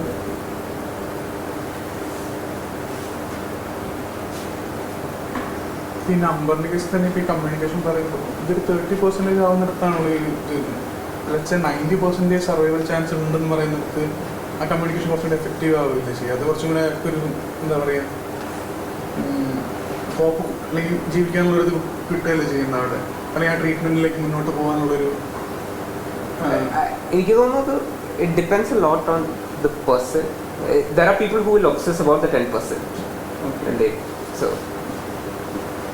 അല്ലെങ്കിൽ പബ്ലിക് മെഡിസിൻ്റെ എമർജൻസിയോട് കൂടിയാണ് ഈ നമ്പേഴ്സ് കെയറിൽ വരുന്നത്. You need to have something which everything has to be validated for a population. അപ്പോൾ അത് നമ്മൾ ഹിസ്റ്റോറൈസ് ചെയ്യണം. അത് മെഡിസിൻ്റെ ഒരു സമയത്ത് വരുന്നത് വാസ്തവത്തിൽ മെഡിസിൻ അതിൽ നിന്ന് പുറത്ത് കിടക്കാൻ വലിയ ശ്രമമുണ്ട്. ഇപ്പം ഈ ജനറ്റിക് ടെക്നോളജി വന്നതോടുകൂടി they thought they can come out with personalised medicine. It's not population they will treat, but it's the individual. അപ്പോൾ അങ്ങനെ ഒരു സാധനം വന്ന ഈ സ്റ്റാറ്റിസ്റ്റിക്സ് ചിലപ്പോൾ ഈ മെഡിസിനിൽ നിന്ന് ഈസി ആയിട്ട് പുറത്തു പോകാൻ മതി. ഞാനെന്ന് വെച്ചാൽ ഇപ്പം നമുക്കെല്ലാവർക്കും ഇൻ ടേംസ് ഓഫ് ലിമിറ്റഡ് ആയിട്ടുള്ള റിസോഴ്സാണ് നമുക്ക് എപ്പോഴും ഉള്ളത്. അപ്പോൾ ഈ പെർസെൻറ്റേജ് അവിടെ മാറ്റർ ചെയ്യുന്നത് വെച്ചാൽ വലിയൊരു പൈസ ചിലവാക്കേണ്ട ഒരു സംഭവം എന്ന് വിചാരിക്കാം. നമുക്കതിനുള്ള ലിമിറ്റഡ് ആയിട്ടുള്ള സ്കോപ്പേ ഉള്ളൂ. പക്ഷേ ഈ പെർസെൻറ്റേജ് ഓട്ടോമാറ്റിക്കലി അതിലൊരു മാറ്റർ ചെയ്യുന്നില്ല. ഇപ്പം 90 എന്ന് പറയുന്നിടത്ത് ചിലപ്പോൾ കുറച്ച് പൈസ അധികമാണെങ്കിൽ പോലും ഞാനത് ഉണ്ടാക്കാനുള്ള വഴി ഇതാക്കും. പക്ഷേ ഇപ്പോൾ ലെറ്റ്സ് ഒരു 2% ചാൻസ് ആണ് കുറച്ച് ആകെ നിൽക്കുന്ന സിറ്റുവേഷനിലാണെങ്കിൽ ചിലപ്പോൾ നമ്മൾ അതിനെ ഈ നമ്പേഴ്സിനൊരു ഇമ്പാക്റ്റ് ഉണ്ടെന്നാണ് എനിക്ക് തോന്നുന്നത്. നമ്പേഴ്സിന് ഇമ്പാക്റ്റ് ഉണ്ട്. അത് എങ്ങനെ വന്നു എന്നാണ് ചിലപ്പോൾ നമ്മൾ ആലോചിക്കുന്നത്. എങ്ങനെയാണ് നമ്മൾ ഹെൽത്ത് കെയറിനെ പറ്റി പറയുന്നിടത്ത് നമ്പേഴ്സിന് അത് ചരിത്രത്തിൽ ഒരു സമയത്ത് വരുന്ന സാധനമാണ്. അപ്പോൾ അത് തെറ്റോ ശരിയോ അല്ല. നമ്മൾ ചോദിക്കേണ്ടത് അതൊരു ബിലീഫ് സിസ്റ്റം ആയിട്ട് മാറുകയാണ്. നമ്മളതിലേക്ക് വിശ്വസിപ്പിക്കുന്ന ഒരു സാധനമാണെന്ന് കണ്ടീഷൻ ചെയ്തെടുക്കുകയാണ് നമ്പേഴ്സ്. അല്ല, നമ്പേഴ്സും മാത്തമാറ്റിക്സും എല്ലാ കാര്യത്തിലും ഉണ്ടായിരുന്നു. പക്ഷെ അത് നമ്മുടെ ഈ ബിലീഫിനെ സ്ട്രെങ്തൻ ചെയ്യുന്ന ഒരു സാധനമായിട്ട് മാറുന്നത് ചരിത്രത്തിൽ ഒരു പ്രത്യേക സമയം ചില പ്രത്യേക ആക്ടിവിറ്റീസിലാണ്. ചില ആക്ടിവിറ്റീസിൽ അങ്ങനെ നടക്കണമെന്നില്ല. Sir, I feel ഈ ഒരു കോണ്ടെക്സ്റ്റിൽ usually when you do a drug trial also you will have a standard drug. അപ്പം അതിൻ്റെ 5 year survival rate might be ഒരു 20% ആയിരിക്കും. So the new whatever treatment that you're taking, you'll be comparing it to the earlier existing standard and compared to that how good is it. അത് measure ചെയ്യാനാണ് നമ്മൾ ഈ 5 year survival rate എടുക്കുന്നത്. So ആ ഒരു കോണ്ടെക്സ്റ്റിൽ നമുക്കത് ക്വാണ്ടിഫൈ ചെയ്യണമെങ്കിൽ there is no other option. അവിടെ നമുക്കൊരു ക്വാളിറ്റേറ്റീവ് അപ്രോച്ച് പറ്റില്ല. So mostly we say in that context ഈ ഒരു 5 year സർവൈവൽ റേറ്റ് പറയുന്നത് ആ കോണ്ടെക്സ്റ്റിലാണ്. പിന്നെ another thing as he mention was the cost. It makes a lot of difference. ഇപ്പോൾ insurance coverage ഇല്ലാത്ത ഒരാൾക്ക് they might not be able to do this treatment. There I feel it makes a lot of difference. Once the physician communicates that, avarku clear aanu, I can't afford it, I'm not going to go forward with it. So there I feel it makes a difference. പക്ഷെ അവിടെ ചർച്ച ചെയ്യാൻ പറ്റുന്ന ഒരു കാര്യം ഈ സ്റ്റാറ്റിസ് ഉപയോഗിക്കുന്നത് quantification ആണ്. നമ്മൾ എങ്ങനെയാണ് കാണുന്നത്?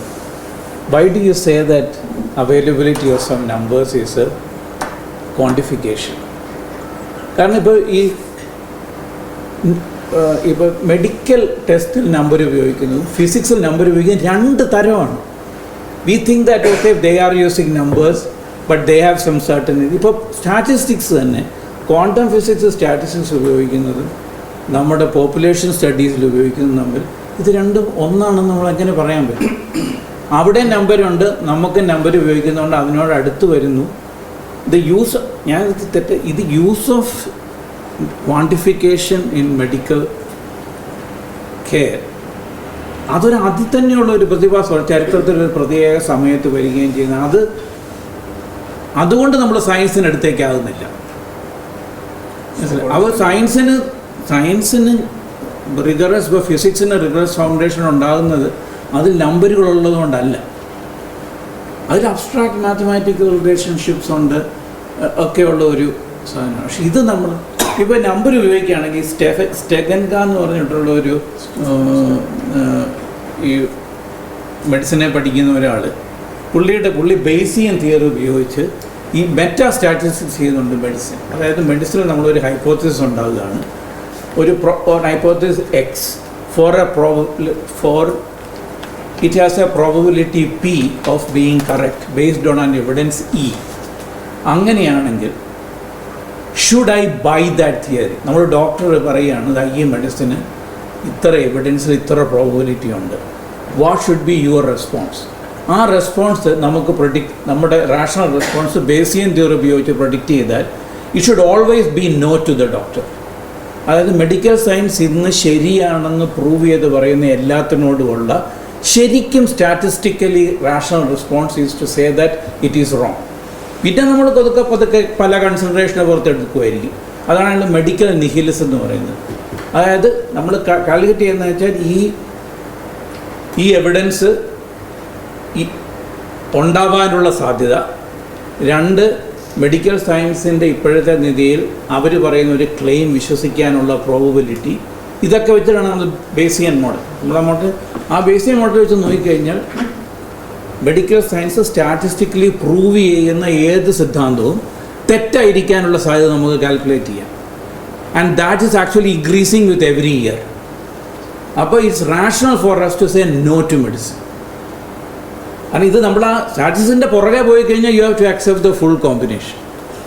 പക്ഷേ എനിക്കൊന്ന് ഇത് ഞാൻ വായിച്ചിട്ടുണ്ട്, ഞാൻ കൃത്യമായിട്ട് ഓർമ്മ കിട്ടുന്നില്ല. പക്ഷേ ഇതിലൊരു ഫാക്ടർ എന്ന് പറയുന്നത് അതിൻ്റെ യൂട്ടിലിറ്റി എന്ന് പറഞ്ഞൊരു ക്വാണ്ടിറ്റിയും കൂടെ ഉണ്ട് അതിൽ. ഇല്ല, അതൊന്നും യൂട്ടിലിറ്റി അതെ. നമ്മൾ ബേഷനിൽ ചെയ്യുമ്പോൾ ഈ എവിഡൻസിൻ്റെ കൂടെ തന്നെ നമ്മൾ കൊടുക്കുന്ന ഒരു ക്വാണ്ടിറ്റിയും കൂടെ ഉണ്ട്. അപ്പോൾ ഇതിൻ്റെ ടോട്ടൽ എടുത്തിട്ടാണ് നമ്മൾ. ഇല്ല, you need A hypothesis, you need an evidence E. What is the probability of that hypothesis being true according to that evidence? ബേഷ്യൻ്റെ ഇത് വെച്ചിട്ട് നമ്മൾ ഡെസിഷൻ എടുക്കുന്നത് ജസ്റ്റ് പ്രോബബിലിറ്റി മാത്രം ബേസ് ചെയ്തിട്ടല്ലെന്നാണ് എൻ്റെ ഓർമ്മ. രണ്ട് ഫാക്ടേഴ്സ് ഉണ്ട്. ഒന്ന് അതിന്റെ യൂട്ടിലിറ്റേറിയൻ എന്ന് പറഞ്ഞൊരു അങ്ങനെയാണ്. We need quantification. We have quantification. You need an H, you need evidence E, and what is based for that hypothesis, and what is the probability of that. ഈ മൂന്ന് ഫാക്ടറുമായി നമുക്ക് ബേസ് ചെയ്യാൻ മോഡൽ ചെയ്യാം. ഞാൻ പറഞ്ഞാൽ ഈ ബേസിക് മോഡലിന്റെ ബേസിൽ നമ്മളൊരു ഡെസിഷനിലേക്ക് പോകുമ്പോൾ അതിലൊരു ക്വാണ്ടിറ്റിയും കൂടെ എക്സ്ട്രാ വരുന്നുണ്ട്. അത് വെച്ചിട്ടാണ് നമ്മളെ ഡെസിഷൻ. ഇത് സയൻസ് ആൻഡ് വാല്യൂസിൽ ബേസിക്കലി ഉള്ളൊരു Based on theory, you say that there is a probability. You cannot say clearly what is the truth. You will have to say what is the probability of that. അതേ medicine പറയുന്നതല്ല, medicine 100% എവിടെയും പറയുന്നില്ല. So you model that. ഇതിനകത്ത് questionable ആയിട്ടുള്ള സാധനം അത് modern മെഡിസിൻ്റെ ഹിസ്റ്ററിയെ പറ്റിയുള്ള, അതായത് ഉദാഹരണത്തിന് മെഡിസിൻ ഒരു വാക്സിനുമായിട്ട് വന്നാൽ കഴിഞ്ഞ 30 വർഷത്തിനിടയ്ക്ക് എത്ര ഡിസിസീവ് മെഡിസിൻ കൊണ്ടുവരാൻ പറ്റിയിട്ടുണ്ട്, എത്ര vaccine. There is not a big history of successful vaccines, right? ഇത് നമ്മൾ ഹിസ്റ്ററിയിൽ നിന്ന് ഉണ്ടാക്കുന്നത്. That there is a subjective aspect to it. അതായത് മാജിക്, ഇപ്പോൾ ഡയബറ്റീസിനെതിരെയൊക്കെ മരുന്ന് വന്ന പോലെ ഒരു മാജിക് ക്യൂർ ആയിട്ട് മെഡിക്കൽ സയൻസ് കഴിഞ്ഞ, അതിപ്പോൾ ഇവരെല്ലാവരും പറയുന്ന കാര്യമാണല്ലോ. ഇപ്പം ഓട്ടിസം, ഡിമെൻഷ്യ, അങ്ങനെ പ്രധാനപ്പെട്ട അസുഖങ്ങൾ എടുത്തു കഴിഞ്ഞാൽ there are no decisive cure in the last 30 years. So you assume that probability is actually coming down. അതൊരു അസംഷനാണ് ഇതിനകത്ത്. You get into whether you... Otherwise, I don't see why you need anything more than this to Bayesian model, meta-statistics. Basic മോഡലിനെ പറ്റി എല്ലാം പറഞ്ഞിരുന്നത്. നമ്മൾ ഒരു particular decision എടുക്കുമ്പോൾ, ഇപ്പോൾ ഒരു ഡ്രഗ് ടെസ്റ്റിന് ഇപ്പോൾ 30% മതി ഇതിൻ്റെ ഇതെന്ന് പറയുന്ന രീതിയിലുള്ള അതിലേക്ക് എടുക്കുമ്പോൾ തീർച്ചയായും പൊളിറ്റിക്കലും അല്ലെങ്കിൽ ഈ പറഞ്ഞ എക്കണോമിക് വാല്യൂസ് അതിനെ അഫക്റ്റ് ചെയ്യുന്നുണ്ടെന്നല്ല. പക്ഷേ അതിന് അവർ യൂസ് ചെയ്യുന്നൊരു സാധനം എന്ന് പറയുന്നത് എക്സ്പെക്റ്റഡ് യൂട്ടിലിറ്റിയാണ്. അത് വളരെ കണ്ടിൻജൻ്റ് ആയിട്ടുള്ള സിറ്റുവേഷൻ, കോണ്ടെക്സ്റ്റുവൽ ആയിട്ടുള്ള. ഇപ്പോൾ കോവിഡിൻ്റെ സമയത്തുള്ള ടൈം ഫ്രെയിം ഭയങ്കര ഇമ്പോർട്ടൻ്റ് ആണ്. അല്ലെങ്കിൽ എബോള ഔട്ട് ബ്രേക്കിൻ്റെ സമയത്ത് അവർക്കുണ്ടായിരുന്ന ഈ RCTs, അതിനും ഈ ടൈം ഫ്രെയിം ഭയങ്കര ഇമ്പോർട്ടൻ്റ് ആണ്. അപ്പോൾ അത് വെച്ചിട്ട് ഒരു ക്വാണ്ടിറ്റിയും കൂടെ ഉണ്ടതിന് ഇവർ ഡെസിഷൻ എടുക്കുന്നതിലേക്ക് ആഡ് ചെയ്യുമ്പോൾ. What is Bayesian theory? Utility, you have to calculate, no? എല്ലാം quantified. For utility, you can only say it as probability, right? ഈ ക്വാണ്ടിഫിക്കേഷൻ്റെ ഓതൻറ്റിസിറ്റി എൻഷുർ ചെയ്യാൻ എന്തെങ്കിലും മെക്കാനിസം ഉണ്ടോന്ന് Is there any mechanism to ensure the authenticity of the quantification? എത്രമാത്രം ജെന്യൂനാണ് എന്നുള്ളത് അതിന് base ചെയ്തല്ല ബയോസയൻസിനെ പ്രത്യേകിച്ച് എത്രമാത്രം ജെന്യൂനാണ് എന്നുള്ളത് അദ്ദേഹത്തിന്റെ ഒരു കൺസേൺ അത് തന്നെയായിരുന്നു. നമ്മൾ ഈ പറയുന്ന മെഷീൻ്റെ റേറ്റുകളൊക്കെ ഇപ്പോൾ ഇവരെന്തായാലും എല്ലാ ഡാറ്റ എടുത്ത് വളരെ ഇൻഡിപെൻഡൻ്റ് ആയിട്ട് എല്ലാ ഇവർക്ക് ആവശ്യമുള്ള ഡാറ്റ സ്വാഭാവികമായിട്ട് ഇവർ കടത്തി വിട്ടിട്ടായിരിക്കും ഇതിൻ്റെയൊക്കെ ഒരു പ്രശ്നം അവിടെ എന്തായാലും ഉണ്ടാവില്ല. അത് ഏത് മെഡിസിൻ ആണെങ്കിലും ഉണ്ടാവുമെന്ന് എനിക്ക് തോന്നുന്നു. ഇവരുടെ സാമ്പിൾ ഗ്രൂപ്പ് നമ്മൾ എടുത്തു കഴിഞ്ഞാൽ ഇതൊക്കെ വളരെ എന്താ പറയുക, അവർക്ക് ആവശ്യമുള്ള ഡാറ്റ പ്രൊഡ്യൂസ് ചെയ്യാവുന്ന സാമ്പിൾ തന്നെയായിരിക്കും അവർ സ്വാഭാവികമായ രീതിയിൽ എടുക്കുന്നത്. ഇപ്പോൾ ലോർലാറ്റിന് എന്ന് പറഞ്ഞ ഡ്രഗ് അതിലെല്ലാ ഇപ്പോൾ അവൈലബിൾ ആയിട്ടുള്ള ഏറ്റവും വലിയ സ്റ്റഡി ക്രൗൺ സ്റ്റഡിയാണ്. ഇൻക്ലൂഡിങ് ദ ക്രൗൺ സ്റ്റഡി എല്ലാ സ്റ്റഡീസും are supported by Pfizer. So if you scroll down to the bottom of the paper, there's a disclaimer which says that. പിന്നെ ഇതിൽ തന്നെയുള്ള ചോദ്യം വെച്ചാൽ ഈവൻ ഈ സ്റ്റഡിക്ക് യൂസ് ചെയ്യുന്ന മെത്തേഡ്സിലുള്ള ഡിസ്പാരിറ്റി എന്നല്ലെന്ന് പറയുക, എന്താ പറയുക, അത് ചൂസ് ചെയ്യാനുള്ള ഇവരുടെ ലോജിക്കും പലപ്പോഴും ഇവർക്ക് ആവശ്യമുള്ള റിസൾട്ട് തരുന്ന മെത്തേഡ് എന്നുള്ള ബേസിസിലാണ് ഇവർ ഈ മെത്തേഡിന് ചൂസ് ചെയ്യുന്നത്. അത് ജസ്റ്റ് മെഡിസിൻ മാത്രമല്ല, ഈവൻ ഫിസിക്സ് ആണെങ്കിലും ഏത് നാച്ചുറൽ സയൻസിലും ഈ പ്രശ്നങ്ങളുണ്ട്. ഈ 2019 ആക്ച്വലി ഗ്രാവിറ്റേഷണൽ വേവ് ഡിറ്റക്ഷൻ്റെ സമയത്ത് ഇതുപോലൊരു പ്രശ്നം ഉണ്ടായിരുന്നു. അപ്പോൾ അതിലൊരു എനിക്ക് യൂണിവേഴ്സിറ്റിയുടെ പേര് എനിക്കറിയില്ല, അപ്പോൾ ഒരു പേര് ഓർമ്മ കിട്ടുന്നില്ല. ഒരു ഡാനിഷ് ടീം ഇതുപോലെ സെയിം ഡാറ്റയെ വേറൊരു മെത്തേഡ് വെച്ചിട്ട് ഇതാക്കിയിട്ട് ഇവർ ഗ്രാവിറ്റേഷൻ വേവ് ആക്ച്വലി ഡിറ്റക്ട് ചെയ്തില്ല എന്ന് അവർ കാണിച്ചു കൊടുക്കുന്നുണ്ട്. അപ്പോൾ ഇവർ റെസ്പോണ്ട് ചെയ്യുന്നത് ഈ മെത്തേഡ് ഇതിന് സ്യൂട്ടബിൾ അല്ല എന്ന് പറഞ്ഞിട്ടില്ല. ആ മെത്തേഡ് എന്തുകൊണ്ട് സ്യൂട്ടബിൾ അല്ല എന്നുള്ളത് അവിടെ പറയുന്നില്ല. പിന്നെ ആ PR ഇതിലൊരു എക്സ്ട്രാ ഡയലോഗ് തോന്നുന്നു, ഈ ഡാറ്റ ഞങ്ങൾ തരുന്ന ഡാറ്റയാണ്, ഇതിൻ്റെ ഓതൻറ്റിസിറ്റി പോലും നിങ്ങൾക്ക് അറിയില്ലാത്തൊരു സമയത്ത് നിങ്ങൾ എങ്ങനെയാണ് ഇതിനെ അനലൈസ് ചെയ്യുന്ന ഒരു സ്റ്റേറ്റ്മെൻറ്റോട് കൂടിയാണ് ഇത് നിൽക്കുന്നത്. അപ്പോൾ ഈ ഡാറ്റ എന്ന് പറയുന്നത് പലപ്പോഴും അതെനിക്കൊന്ന് അവിടെയൊക്കെ ലക്ഷക്കണക്കിന് കോടികളാണ് ആ ഒരു പ്രൊജക്റ്റിലേക്ക് ഇറങ്ങി കിടക്കുന്നത്. സോ ഓട്ടോമാറ്റിക്കലി ഇവരും ബൗണ്ടാണ്. റിസൾട്ട് കൊടുത്തില്ലെങ്കിൽ ഈ പൈസയ്ക്ക് ഇവർ ഇതൊക്കെ എനിക്കൊരു US ബജറ്റിൻ്റെ ആ സമയത്ത് ഉണ്ടായിരുന്ന 2 ചോദ്യങ്ങളുണ്ടായിരുന്നു. ഇതും പബ്ലിക്കായി ബന്ധപ്പെട്ട എന്തിലേക്ക് ഈ രണ്ടിൽ ഏതിലാണ് ഈ ഫണ്ട് നമ്മൾ പോകേണ്ടതെന്നുള്ളതെന്നുള്ള ആ സെനറ്റിൽ ഇതിനാണെന്ന് പറഞ്ഞ് മാറ്റി വെച്ചപ്പോൾ അറ്റ് ലാർജർ സ്കെയിൽ റിസോഴ്സ് അലോക്കേഷൻ്റെ ഒരു വലിയ ബാധ്യത കൂടെ ഇവർക്ക് വരുന്നുണ്ട്. അപ്പോൾ ഓട്ടോമാറ്റിക്കലി ഈ ഡാറ്റയെ അങ്ങനെ അല്ലെങ്കിൽ അങ്ങനെ കാണാനുള്ള സ്കോപ്പ് ആ ഡാറ്റയിൽ ഉണ്ട് തന്നെ. ഇപ്പോൾ നമുക്കൊരു ഒരു കർവ് ഫിറ്റ് ചെയ്യണമെങ്കിൽ 10 പോയിന്റ്സ് ഉണ്ടെന്ന് വിചാരിച്ചോ, അതിൽ ആവറേജ് വരുമ്പോഴേക്കും ഈ 2 പോയിന്റിൽ നമുക്ക് വളരെ സുഖമായിട്ട് ഒഴിവാക്കാം. 8 എണ്ണം ഒരേ ലൈനിൽ വരുന്നുണ്ടെങ്കിൽ നമ്മളെ 8 പക്ഷേ ഈ പറഞ്ഞ 2-ലാണ് ചിലപ്പോൾ ശരിക്കും പറയാൻ പറ്റുമെന്ന് അറിയില്ല. എന്നാൽ പോലും കുറച്ച് റിലവൻ്റ് ആയിട്ടുള്ള സംഭവം ഇരിക്കുന്നതെന്ന് വെച്ച് കഴിഞ്ഞാൽ ഈ ലങ് ഡയഗ്നോസ് ഇത്ര വൈകുന്നു പറയുന്നതിനുള്ള പ്രശ്നം അത് തന്നെയാണല്ലോ. ഇവർ ഇൻ ജനറൽ ഇത്രയും കാലം കണ്ടിട്ടുള്ള ഡാറ്റയിൽ 70 വയസ്സ് വരെയുള്ള ആൾക്കാർക്ക് ഉണ്ടാവുക. പക്ഷേ 1-2 കേസസ് ചിലപ്പോൾ ആ ഡാറ്റയിൽ ഉണ്ടായിട്ടുണ്ടാവും. ഇപ്പോൾ എന്താ പറയുക 30 വയസ്സായ ഒരാൾക്ക് വന്നത് അല്ലെങ്കിൽ 32 വയസ്സ്. പക്ഷേ ആ സ്റ്റാറ്റിസ്റ്റിക്കൽ ഡാറ്റയിൽ അതൊരിക്കലും സിഗ്നിഫിക്കൻ്റ് അല്ലാത്തതുകൊണ്ട് നമുക്ക് ഒരിക്കലും അതിൻ്റെ ഒരു സാധനം കിട്ടാൻ പോകുന്നില്ല. സോ ഒരു ഡേറ്റയുടെ ഒരു മെത്തോളജിയാണ് നമ്മൾ ചെയ്യുന്നത്. വളരെ സോഫിസ്റ്റിക് ആയിട്ടുള്ള അൽഗോരിതം ഇതിന് റിയാലിറ്റി ആയിട്ട് ഘടിപ്പിക്കുന്ന ഒരു സാധനം ഡേറ്റയാണ്. അതുകൊണ്ട് നമ്മൾ ആശാ വർക്കേഴ്സ് പോയി ഡേറ്റ അത് മനുഷ്യൻ ചെയ്യണം എന്നുള്ളതാണ്. ഇതെന്തിനാണ് അങ്ങനെ കാര്യം? Computer can generate his data. I am sure there are a lot of human subjectivity in collecting data. I think at some already they are saying that in order to train good AI programs, you can actually LLM models, human generated data is not adequate, right? The machines have to generate data. So there will be a time where we will be, there is no need of this fragile human contact with the world. The machines will be able to generate. Can we counterfactually think about such a possibility where that's a human sorting the data? No, why should there be a human doing anything? Computer will generate. See, for example, already there is a computer can tell you how much of the data is genuine. Somebody is generating AI generated images. So a computer can tell you this is a genuinely human generated data from a. The next step is to generate that human data itself. Why should we have this kind of human connection with reality? Why are you bothered about whether it's human generated or computer? There's no need. There's no need to worry about. The computer is already not worried. കാരണം ആകെപ്പാടെ ഒരു captcha മാത്രമേ ചോദിക്കുന്നുള്ളൂ, അല്ല വലിയ logical പ്രോസസ്സും ഫിലോസഫിയും ഒന്നും അത് ചോദിക്കുന്നില്ല. That captcha was trained on like lots of us. So this somebody asking, are you a human? Yes. But that yes was trained on a lot of pre-existing data. Like Google was feeding, like every time the capture image was coming, Google was without consent collecting information whether on all of this Yeah. was used to train the thing, and then now Google, like, it can know for sure if you click yes I am human, it knows you're human. Yeah, basically that it can its own internal resources, it can do this, right? You can do, he doesn't want an extra contribution from a, when I say attest, I think that I need to present myself in a significant way in front of the computer. Computer says no.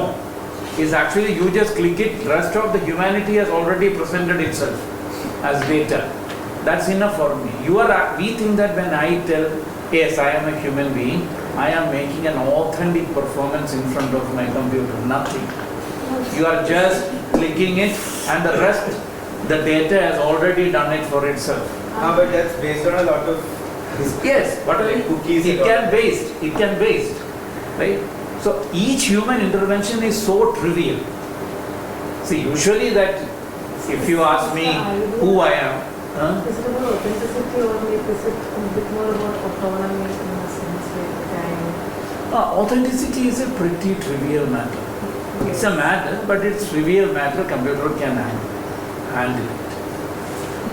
അതൊരു I'm not saying it's a counterfactual possibility against in the data management. Other science will already they are saying that there will be a deep data science. അതായത് സയൻസിന് ഇപ്പോഴും ഒരു സാധനം ഉണ്ട്, അത് ഈ എന്തോ data വെച്ചിട്ട് കിടക്കുന്നത്. നല്ല ഫിസിസിസ്റ്റോടൊന്നും അത് പറയത്തില്ല, പക്ഷേ there is something about the world that scientists have to collect. Now already they are saying that they can actually come out with the logic of the data, whatever it is, depending on their own figures. You don't need this human abstraction theory and all that, it's not needed. അതാണ് ഈ counterfactual it can be. അവിടെ ഇത് ശരി ഒരിക്കലും അതൊന്നും ശരിയാകത്തില്ല, human beings കാണും. But in our theory what should be and അവർ നമുക്ക് നമ്മുടെ ഒരു പ്രിജുഡിസിനെ ആകാൻ നമുക്കൊരു പ്രീസപ്പോസിഷനാക്കി മാറ്റാതെ in effect definitely human being will be doing something or the other. നേരത്തെ പറഞ്ഞില്ലേ ഈ സത്യസന്ധമായിട്ടുള്ള ഉത്തരം എനിക്കറിഞ്ഞു, മീനിങ് ഐ ഡോണ്ട് നോ എന്ന് നേരത്തെ പറഞ്ഞില്ലേ, doctor should say in terms നേരത്തെ സൂചിപ്പിച്ചില്ലേ. പക്ഷെ അതൊരു കേൾക്കുന്ന പേഷ്യൻറ്റിന് മറ്റത് കുറച്ചൊരു ഹോപ്പ് കൊടുക്കുക, അതേസമയം വ്യാജമായിട്ടുള്ളൊരു കാര്യമല്ല ക്ലെയിം ചെയ്യുന്നത്. പക്ഷെ എങ്കിലും when a doctor says, because a person goes to a doctor with lot of positive hope that some even ഒരു പക്ഷേ നിലവിലുണ്ടായിരിക്കില്ല, പക്ഷെ അങ്ങനെ പറയുന്നതിലൂടെ ആ പേഷ്യൻറ്റിൻ്റെ പോയിന്റ് ഓഫ് വ്യൂ ഒരു എമ്പത്തറ്റിക് ആവുമ്പോൾ പിന്നെ ആ നമ്പർ പറയുന്നത് കൊണ്ട് കുറച്ചൊരു ആശ്വാസം അയാൾക്ക് കിട്ടില്ലേ, rather than saying I don't know means kind of hopeless situation, അല്ലേ? I think part of the palliative care process should be sort of equipping a patient to accept the uncertainty of, outcomes.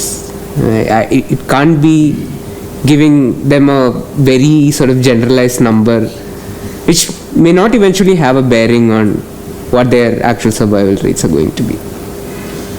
So I think it's an important part of how we framework this palliative care idea. Yeah. Palliative കെയറിൽ അത് സാധ്യമായിരിക്കും. പക്ഷേ ഇപ്പോൾ ഒരു for example ഇപ്പോൾ ഒരു patient നമ്മുടെ അടുത്ത് വന്നു കഴിയുമ്പോൾ ഇമ്മീഡിയറ്റ് ആയിട്ട് നമുക്ക് we may have use some numericals from a physicians point of view, because especially when we come to the super specialities.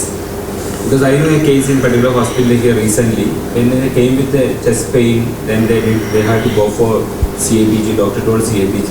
Then this particular the patient's party, close relative, was going around to different hospitals to confirm the fact what are the effect that is going to have with this particular procedure. So, but that is for some immediate procedures. But when we come to the chemotherapy or radiation or palliative care, this might work. But immediate answers may need in our society. Otherwise, the entire medical system, the society, has to be modified according to that. Otherwise, as Sir has said, it will have a lot of clash. Even the doctor will lose patients, even if however good he is. I'm just telling the general situation.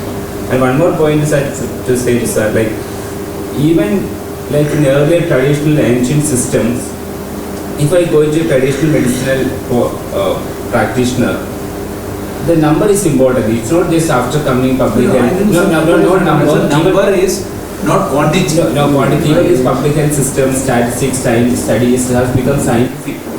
But early systems itself, people, there was talk or rumors within the community itself. But there was no such scientific background to go and learn about this kind of thing. After public health emergence, we have got a statistics department or scientific department, research department has come proven. Otherwise, within the community, society has already this kinds of things. അതുകൊണ്ടാണ് നമ്മുടെ മെഡിസിനെ നമ്മുടെ സമൂഹത്തിൻ്റെ മതം എന്ന് വിളിക്കുന്നത്. കാരണം ഈ number വളരെ ഇമ്പോർട്ടൻ്റ്. നമ്മൾ ആയുർവേദത്തിലോ ഗ്രീക്ക് മെഡിസിനിലോ പോയി കഴിഞ്ഞാൽ നമ്പർ വളരെ ഇമ്പോർട്ടൻ്റ് ആണ്. ത്രിദോഷം, മനുഷ്യൻ്റെ ത്രിദോഷം അല്ലെങ്കിൽ ബോഡി ഹ്യൂമർ എന്ന് പറയുന്ന 5 ആണെന്നുള്ളത്, that number is based on a number, not statistics, right? Many traditional systems are, and if you really read the Greek medicine, the basic humor are 3 are logically derived. നമ്മൾ ആൾക്കാരുടെ മൊത്തം പോയി പഠിച്ച് statistical average എടുത്തത് 5 ആണോ 3 ആണോ എന്നുള്ളതല്ല. You start with the axiomatic intuition that a living body should have 3 humors. അത് സാക്രോസാങ്ക്ട് ആണ് 3 എന്ന് പറയുന്ന നമ്പർ. അപ്പോൾ ആ യൂസ് ഓഫ് നമ്പരും ഈ സ്റ്റാറ്റിസ്റ്റിക്കൽ നമ്പരും നമ്മളുടെ വ്യത്യാസമാണ് നമ്മൾ കാണുന്നത്. ഒന്ന്, ഈ ട്രഡീഷണൽ പ്രാക്ടീസസിലുള്ള നമ്പർ ഇത്ര മർമ്മം ഉണ്ടെന്ന് പറയുക. ഇപ്പോൾ 108 മർമ്മം ഉണ്ടെന്നത് ആക്സിയോമാറ്റിക് ആണ്, അല്ലാതെ ലോകത്തെ മനുഷ്യരുടെ ശരീരം മുഴുവൻ നോക്കിയിട്ടല്ല 108 എന്ന് പറയും. അങ്ങനെ ഒരു പ്രാക്ടീസ് ഉണ്ട്. മറിച്ച് മോഡേൺ മാത്തമാറ്റിക്സും ഫിസിക്സിലുള്ള ഒരു പ്രാക്ടീസ് ഉണ്ട്, മറ്റത് സ്റ്റാറ്റിസ്റ്റിക്സ് ഉള്ളത്. ഇതെല്ലാം കൂടെ ഇതിലെല്ലാം കൂടെ ഒരു സയൻറ്റിഫിസിറ്റി ഇല്ല. അപ്പോൾ ഇതിനകത്ത് ഏതാണെന്നുള്ളത് നമ്മൾ നിശ്ചയിക്കണമെന്ന് മാത്രമേ. അപ്പോൾ ഈ നമുക്ക് ആൾക്കാരെ നമ്മൾ ആശ്വസിപ്പിക്കണം. ഈ കോവിഡിൻ്റെ സമയത്ത് ഇതായിരുന്നല്ലോ, ഡോക്ടർമാരെല്ലാം പോസിറ്റീവ് ഇതുണ്ടാക്കാൻ വേണ്ടി നമുക്ക് ശരിയാക്കാം എന്നുള്ളതാണല്ലോ. ഇവരുടെ ഇതിനൊരു മരുന്നും ഇല്ല എന്നുള്ള കാര്യം ഇവർ സമ്മതിക്കുന്നില്ല. അത് വാസ്തവത്തിൽ മോറൽ റെസ്പോൺസിബിലിറ്റി ആണല്ലോ. ഇത് ഞാൻ ഇത്രയും കാലം നോക്കിയിട്ട് ഇതിനെതിരായിട്ട് ആകെപ്പാടെ ഒരു സ്റ്റേറ്റ്മെൻറ്റ് ഇറക്കുന്ന അർജൻറ്റീനൻ സൈക്കോ അനലിറ്റിക് അസോസിയേഷനാണ്. അർജന്റീന ലോകത്തിലെ ഏറ്റവും കൂടുതൽ സൈക്കോ അനലിസ്റ്റ് ഉള്ള ഒരു രാജ്യമാണ്. അവരൊരു സ്റ്റേറ്റ്മെൻറ്റ് ഇറക്കി, we are admitting that modern medicine, our discipline has no resources to deal with it. And they said, look, if you are traumatized under COVID, you can come to us for treatment, but we need to say that we have no way to deal with it. So if you want to cancel your appointment with the doctor, it is okay. They clearly came up with this. അതല്ലാതെ ഞാൻ ഇതേവരെ ഒരു medical കമ്മ്യൂണിറ്റിയിൽ നിന്ന്, ഇവിടെ ആയുർവേദക്കാർ പോലും പറഞ്ഞു അവർക്ക് ഇതിനകത്ത് സൊല്യൂഷൻ ഉണ്ടായിരുന്ന ഒരു.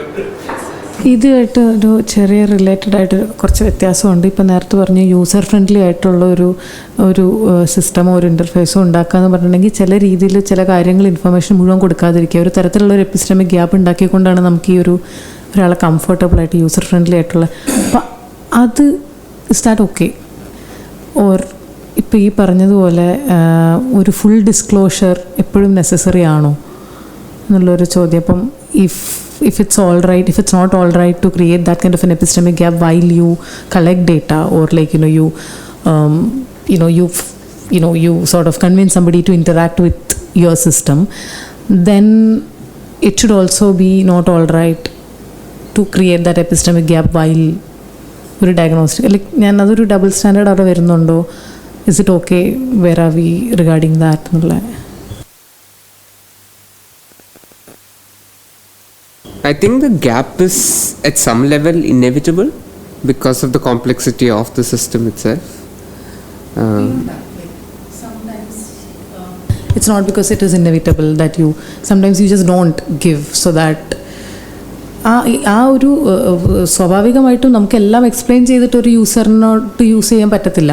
പക്ഷെ അതല്ലാതെ നമ്മൾ വളരെ സെലക്റ്റീവായിട്ട് ചില ഇൻഫർമേഷൻ കൊടുക്കും, ചില സെലക്റ്റീവായിട്ട് നമ്മൾ മറച്ചു പിടിക്കുന്ന ഇൻഫർമേഷനും ഉണ്ട്. So that there are no further questions asked, it's simple, you get your data ആ ഒരു രീതിയിൽ. അപ്പോൾ ഇസ് ദാറ്റ് ഓക്കെ? I am not making any ethical claims around.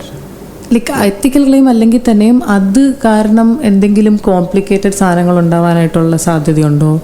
Like is that without care or is that an action of care or is it an action of like You're thinking of specifically in the context of survival rates or?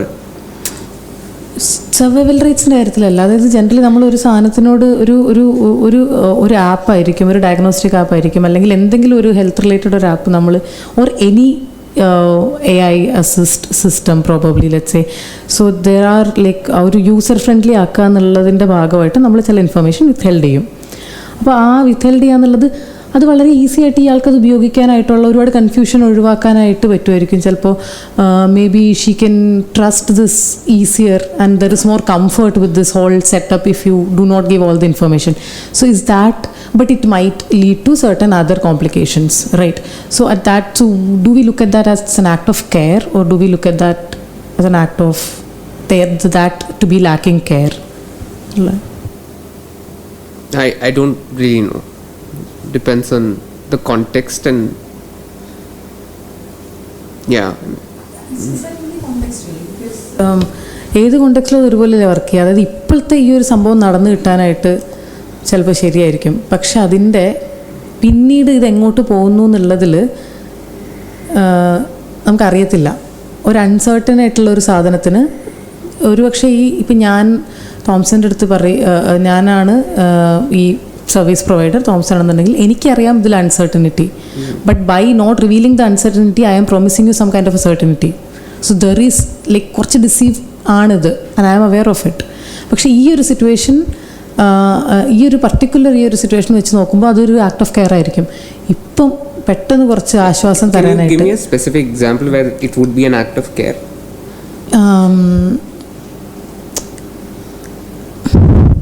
അതിനൊരു system ആലോചിക്കണം. ഇപ്പോൾ പെട്ടെന്ന് എന്താ പറയുക, എന്തെങ്കിലും ഒരു പൊള്ളലേറ്റു, പെട്ടെന്ന് പൊള്ളലേറ്റിട്ട് ഇപ്പം നമ്മളടുത്ത് വേറെ ഒരു വഴിയുമില്ല, ഇപ്പം ഭയങ്കര you are in pain. So suppose ഇപ്പം ഞാൻ അതിൻ്റെ അകത്ത് വെള്ളം ഒഴിക്കുക എന്ന് പറയുന്നത് ഇപ്പം ചിലപ്പോൾ കുറച്ചുകൂടെ സമാധാനം കിട്ടും, but that might complicate your wound. അപ്പോൾ all that I have is this now. അപ്പോൾ ഇതിൻ്റെ ഫർദർ കോംപ്ലിക്കേഷൻസ് എന്തെങ്കിലും ഒരു സിറ്റുവേഷൻ ആവാം അങ്ങനത്തെ. ഇപ്പോൾ തൽക്കാലത്തേക്കൊരു ഇപ്പോഴത്തെ സിറ്റുവേഷനിലൊരു കെയർ ആയിരിക്കും അത്.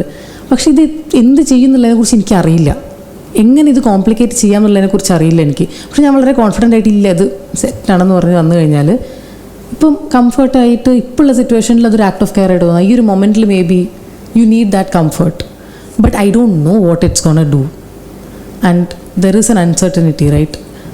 But that's true for any action, right? Yes, it is. It could be. That's what it could be true for any action. പക്ഷേ ഈ വളരെ യൂസർ ഫ്രണ്ട്ലി ആയിട്ടുള്ളൊരു സാധനം ഉണ്ടാക്കുക എന്ന് പറയുന്നതിൽ ഒരു ഇൻഫർമേഷൻ ഗ്യാപ്പ് സൃഷ്ടിക്കുന്നത് യഥാർത്ഥത്തിൽ ഇതാണല്ലോ അവിടെ സംഭവിക്കുന്നത്, നമുക്ക് അറിയത്തില്ല. അപ്പോൾ അതിനെക്കുറിച്ച് ചോദിക്കുമായിരുന്നു. അത് I think when you're designing a system, I think you reveal as much as you can insofar as you can see the consequences of it, right? Why are we doing that? Because in later like consequences അത് നമ്മൾക്ക് obligation ഉള്ളതുകൊണ്ടാണോ? അതായത് do we have the obligation to reveal all the information that we have to the person who's engaging with us എന്നുള്ളൊരു ഒബ്ലിഗേഷൻ്റെ സൈഡിൽ നിന്നാണോ അത് വരുന്നത്? വേറൊരു example ഇത് അത് മലപ്പുറത്ത് എൻ്റെ ഒരു ഡോക്ടർ പറഞ്ഞതാണ്. ചൈൽഡ് TB എന്ന് പറയുന്ന സാധനം. അപ്പോൾ ചെറിയ പനിയായിട്ടോ അല്ലെങ്കിൽ ചെറിയ അസുഖമായിട്ടോ വന്നു കഴിഞ്ഞാൽ ഉടനെ തന്നെ ചൈൽഡ് TBക്ക് കുട്ടിയെ ചികിത്സിക്കാൻ തുടങ്ങും ഈ ഡോക്ടർ.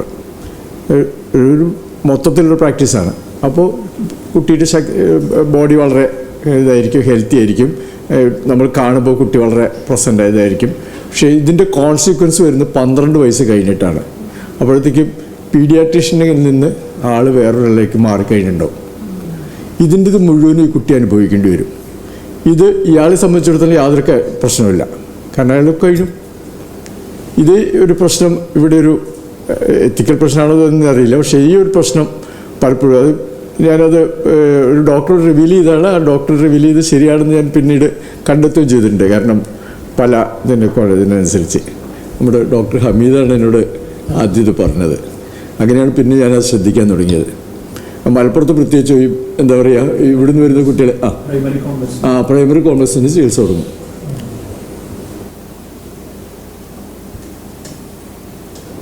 ഇത് ഈ കോൺസിക്വൻസ് ഷിഫ്റ്റിംഗ് ഒരു സ്ഥലത്തിലേക്ക് വരും ചെയ്യാൻ സാധ്യതയുള്ള ഉള്ള ഒരു സാധനമാണ്. തെറ്റായിട്ട് ഡയഗ്നോസ് ചെയ്യുന്നതല്ല, അങ്ങനെയാണെന്ന് ഡയഗ്നോസ് ചെയ്യും. അത് മറ്റേ ആൾക്ക് അറിയില്ല. ഈ 12 വയസ്സ് കഴിഞ്ഞാലുള്ള കോംപ്ലിക്കേഷൻ അത് എനിക്കറിയില്ല, അതിൻ്റെ റിയാക്ഷൻസ് ഉണ്ട്. മെഡിസിന് പക്ഷെ ഇപ്പൊ ഗേ ചോദിച്ചത് എപ്പിസ്റ്റമിക് ആയിട്ടുള്ള ഇൻഫർമേഷൻ നമ്മൾ മറച്ചു വെച്ചിട്ടൊരു സമാധാനം അവർക്ക് കൊടുക്കുന്നത് ശരിയാണോ തെറ്റാണോ എന്നുള്ളതല്ലേ. പക്ഷെ അങ്ങനെ ചെയ്യുന്ന സിസ്റ്റങ്ങൾ ഉണ്ടോ ഞാൻ ചോദിക്കുന്നത്? അങ്ങനത്തെ സിസ്റ്റങ്ങൾ ഉണ്ടോ ആക്ച്വലി? ഇപ്പം നിങ്ങളിപ്പം എന്തെങ്കിലും ഒരു സാധനം വെറുതെയൊക്കെ ഒരു സാധനം എന്തെങ്കിലും ഒരു ആപ്ലിക്കേഷനോ വെബ്സൈറ്റിലോ പോകുമ്പോഴത്തേനും കുക്കീസിൻ്റെ കാര്യമൊക്കെ ചോദിക്കുമല്ലോ. എന്നാൽ ഇത് എന്ത് കറക്റ്റ് എല്ലാ ടേംസ് ഓഫ് കണ്ടീഷൻസ് ഒന്നും നമ്മളോട് പറയുന്നില്ല. ചെറിയ ചില ഇൻഫർമേഷൻ തന്നിട്ട് നമുക്കൊരു ചോയ്സ് തരികയാണ്, you can opt in or opt out hour. അപ്പോൾ ഇതിൻ്റെ ഇൻട്രിക്കസീസ് ഒന്നും നമ്മൾ ഷെയർ ചെയ്യാതെയാണ്.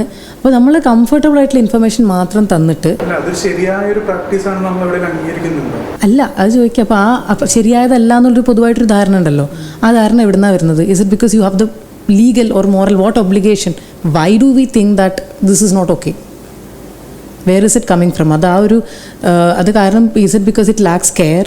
അത് എവിടുന്നാണ് വരുന്നത്? അല്ലെങ്കിൽ ഇതൊരു ലീഗൽ. ഇപ്പം ഇന്നലെ പറഞ്ഞത് കുറേ ടൈപ്പ് ഓഫ് കെയർ സംഭവങ്ങളെക്കുറിച്ച് പറഞ്ഞു. അല്ല, മറ്റേ അന്നാഹരൻ്റെ ഈ റെസ്പോൺസിബിലിറ്റി എന്ന് വരുന്ന കെയർ, അല്ലെങ്കിൽ അങ്ങനെ 5 ടൈപ്പ് ഇത് പറഞ്ഞു. അപ്പോൾ അത് എവിടുന്നാണ് അത് വരുന്നതെന്നുള്ളതായിരുന്നു ഞാൻ ചോദിക്കണത്. എനിക്കൊന്ന് ഞാൻ എഴുതി വെച്ചിട്ടുണ്ടാവും. ഒരു 5 ടൈപ്സ് ഓഫ് സംഭവങ്ങളുണ്ട്. Caring about, caring, taking care of, care giving, care receiving. ഇതിലൊക്കെ സോളിഡാരിറ്റി എന്ന് വരുന്നത്, റെസ്പോൺസീവ്നെസ് എന്ന് വരുന്നത്, കമ്പീറ്റ്നെസ് എന്ന് വരുന്നത്, റെസ്പോൺസിബിലിറ്റി എന്ന് വരുന്നത്, അറ്റൻറ്റീവ്നെസ് എന്ന് വരുന്നത്. അപ്പോൾ എവിടുന്നാണ് ഇത്? Why do we think that it's wrong to do that? In some sense it is also not wrong. It is also a care, it's act of care in some sense. Like നിങ്ങൾ ബുദ്ധിമുട്ടണ്ട. പക്ഷെ ഒരു epistemic agent അവകാശമാണ് എന്നുള്ള രീതിയിലാണല്ലോ നമ്മളതിനെ മനസ്സിലാക്കുന്നത്. അത് എത്തിക്കലാണോ എന്നുള്ളതാണ്. ഹോപ്പിന്റെ കാര്യമല്ല അവിടെ സംസാരിക്കുന്നത്. മനസ്സിലായി?